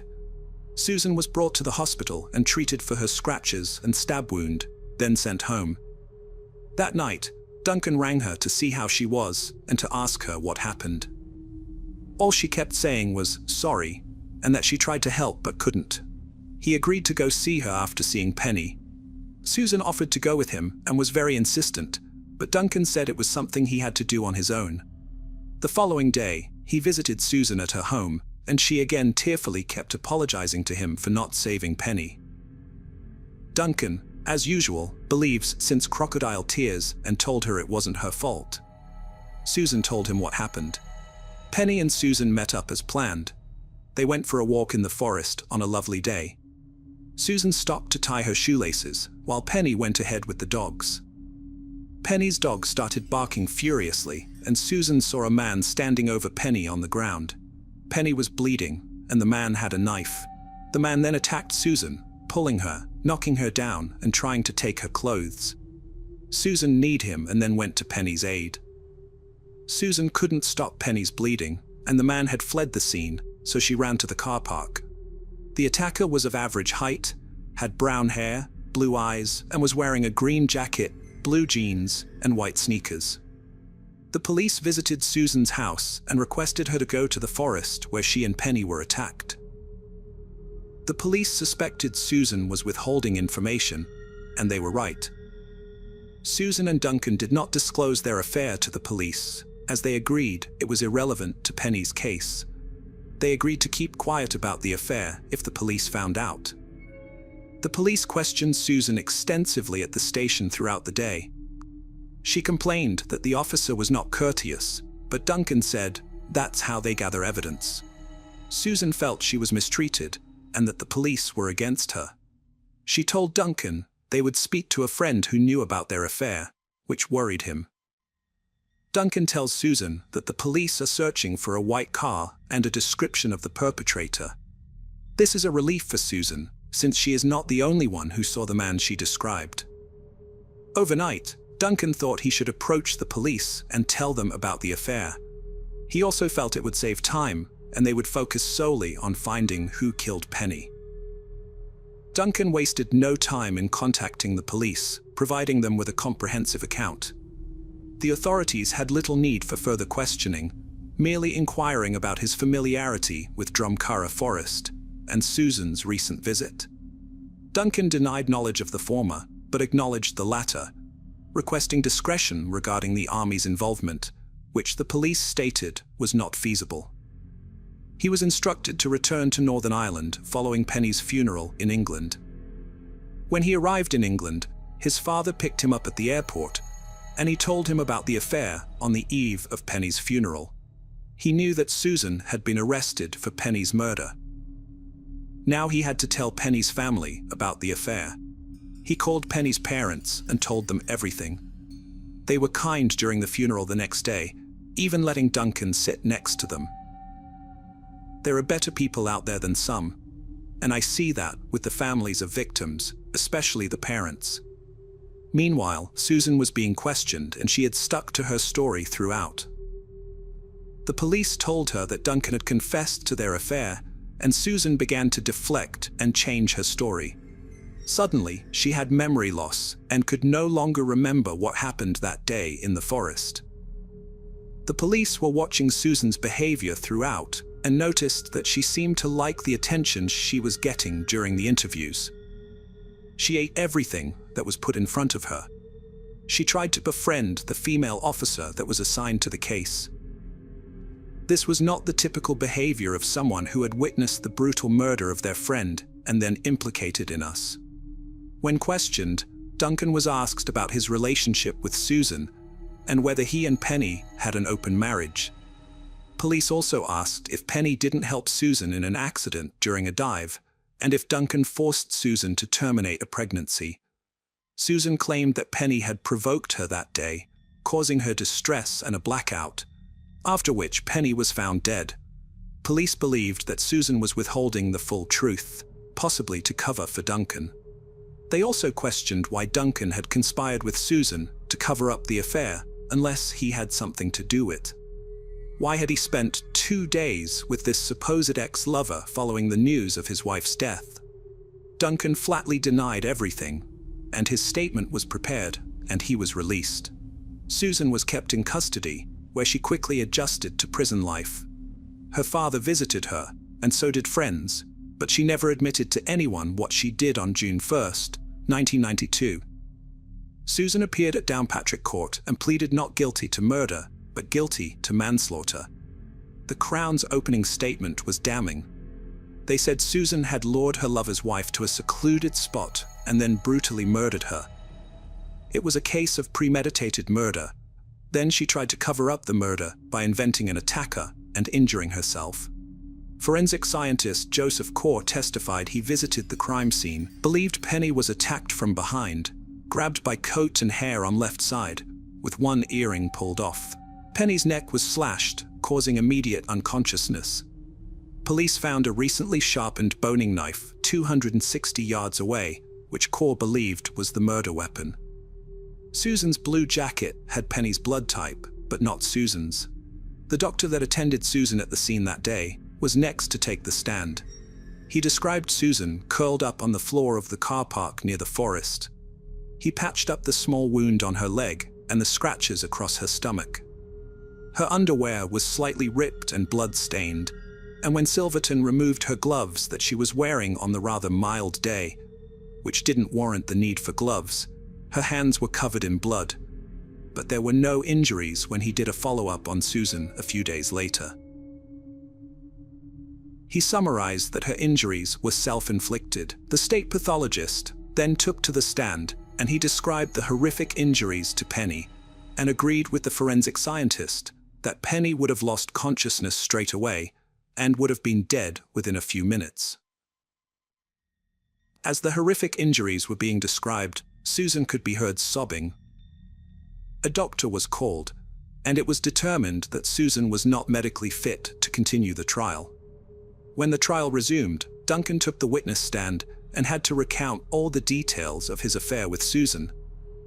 The defense exploited Duncan's demeanor, accusing him of being cold and indifferent towards Susan, and ignoring the emotional toll the affair had on her in order to continue it to satisfy his own sexual needs. He acted callously, telling her he loved her, but in a different way than he loved his wife.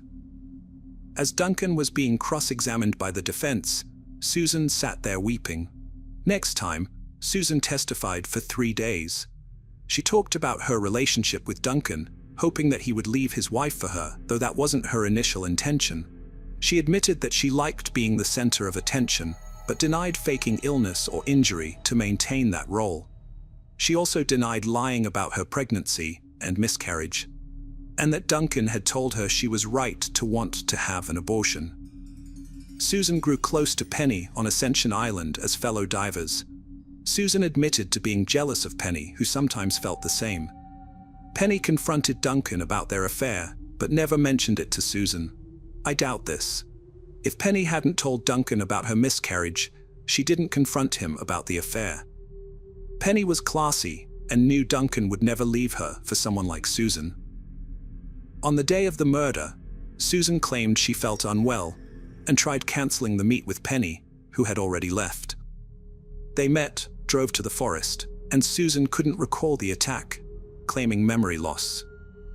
She denied buying and sharpening the knife, but later admitted lying to the police, realizing she must have been the attacker. A psychiatrist assessed Susan, concluding she had depression and stress reaction at the time. Another psychiatrist found her reaction normal, with only mild depression, not a mental illness, and that she fabricated memory loss. The trial took a break for the weekend, and when it resumed the following Monday, Lord Justice Kiely provided his instructions and summary to the jury. He asked them, is it more likely than not that Susan Christie was suffering from mental abnormalities when she planned, premeditated, and executed her plan to kill Penny? That is the sole focus of this case. After 4 hours of deliberation, and being informed that a majority verdict would be accepted, the 8 men and 4 women of the jury reached their verdict. She was found guilty of manslaughter and cleared of the murder of Penny. Before pronouncing sentence, Lord Justice Kiely explained to the court the factors that would influence his decision. He acknowledged the gravity of the offense and the devastating impact of Penny's death on her loved ones. However, he also had to consider the personal circumstances that drove Susan to commit the crime. He pointed out that Susan was a young woman with no prior criminal history and no experience of physical relationships. The judge stressed that her affair with Duncan had triggered the events that led to Penny's death, and he was confident that Susan was unlikely to repeat such a heinous act. In the end, the judge sentenced Susan to a mere 5 years in prison for the heinous crime of slitting Penny's throat. It's shocking that such a lenient sentence was handed down. Upon hearing the verdict, Penny's mother was overcome with grief, crying out and shaking with emotion. In contrast, Susan showed no immediate reaction to the news. The public was outraged by the leniency of the sentence, and rightly so. Regardless of the circumstances that led Susan to kill Penny, it's clear that Penny was the true victim. The judge's consideration of Susan's age was irrelevant in this case. After all, Penny was only 24 years old when her life was brutally cut short. Where was the judge's consideration for her youth? This injustice is infuriating. The Attorney General's office referred the case to the Court of Appeal to review Susan's sentence. In 1994, a three-judge panel examined the case and ruled that Susan didn't have depression, as she was never treated for it and didn't miss work. They found she planned the killing and tried to cover it up. Her sentence was increased to 9 years. Susan was released from prison in October 1995 after serving just short of 5 years, including time served on remand. While preparing for release, she worked outside the prison. One of her colleagues described her as a man-hungry schemer, and a businessman that had worked with her since she fully left prison described her as the most manipulative person you were ever likely to meet. I wouldn't trust her as far as I could throw her. Duncan never visited her in prison, and she was dishonorably discharged from the army. It is said that she changed her name and disappeared,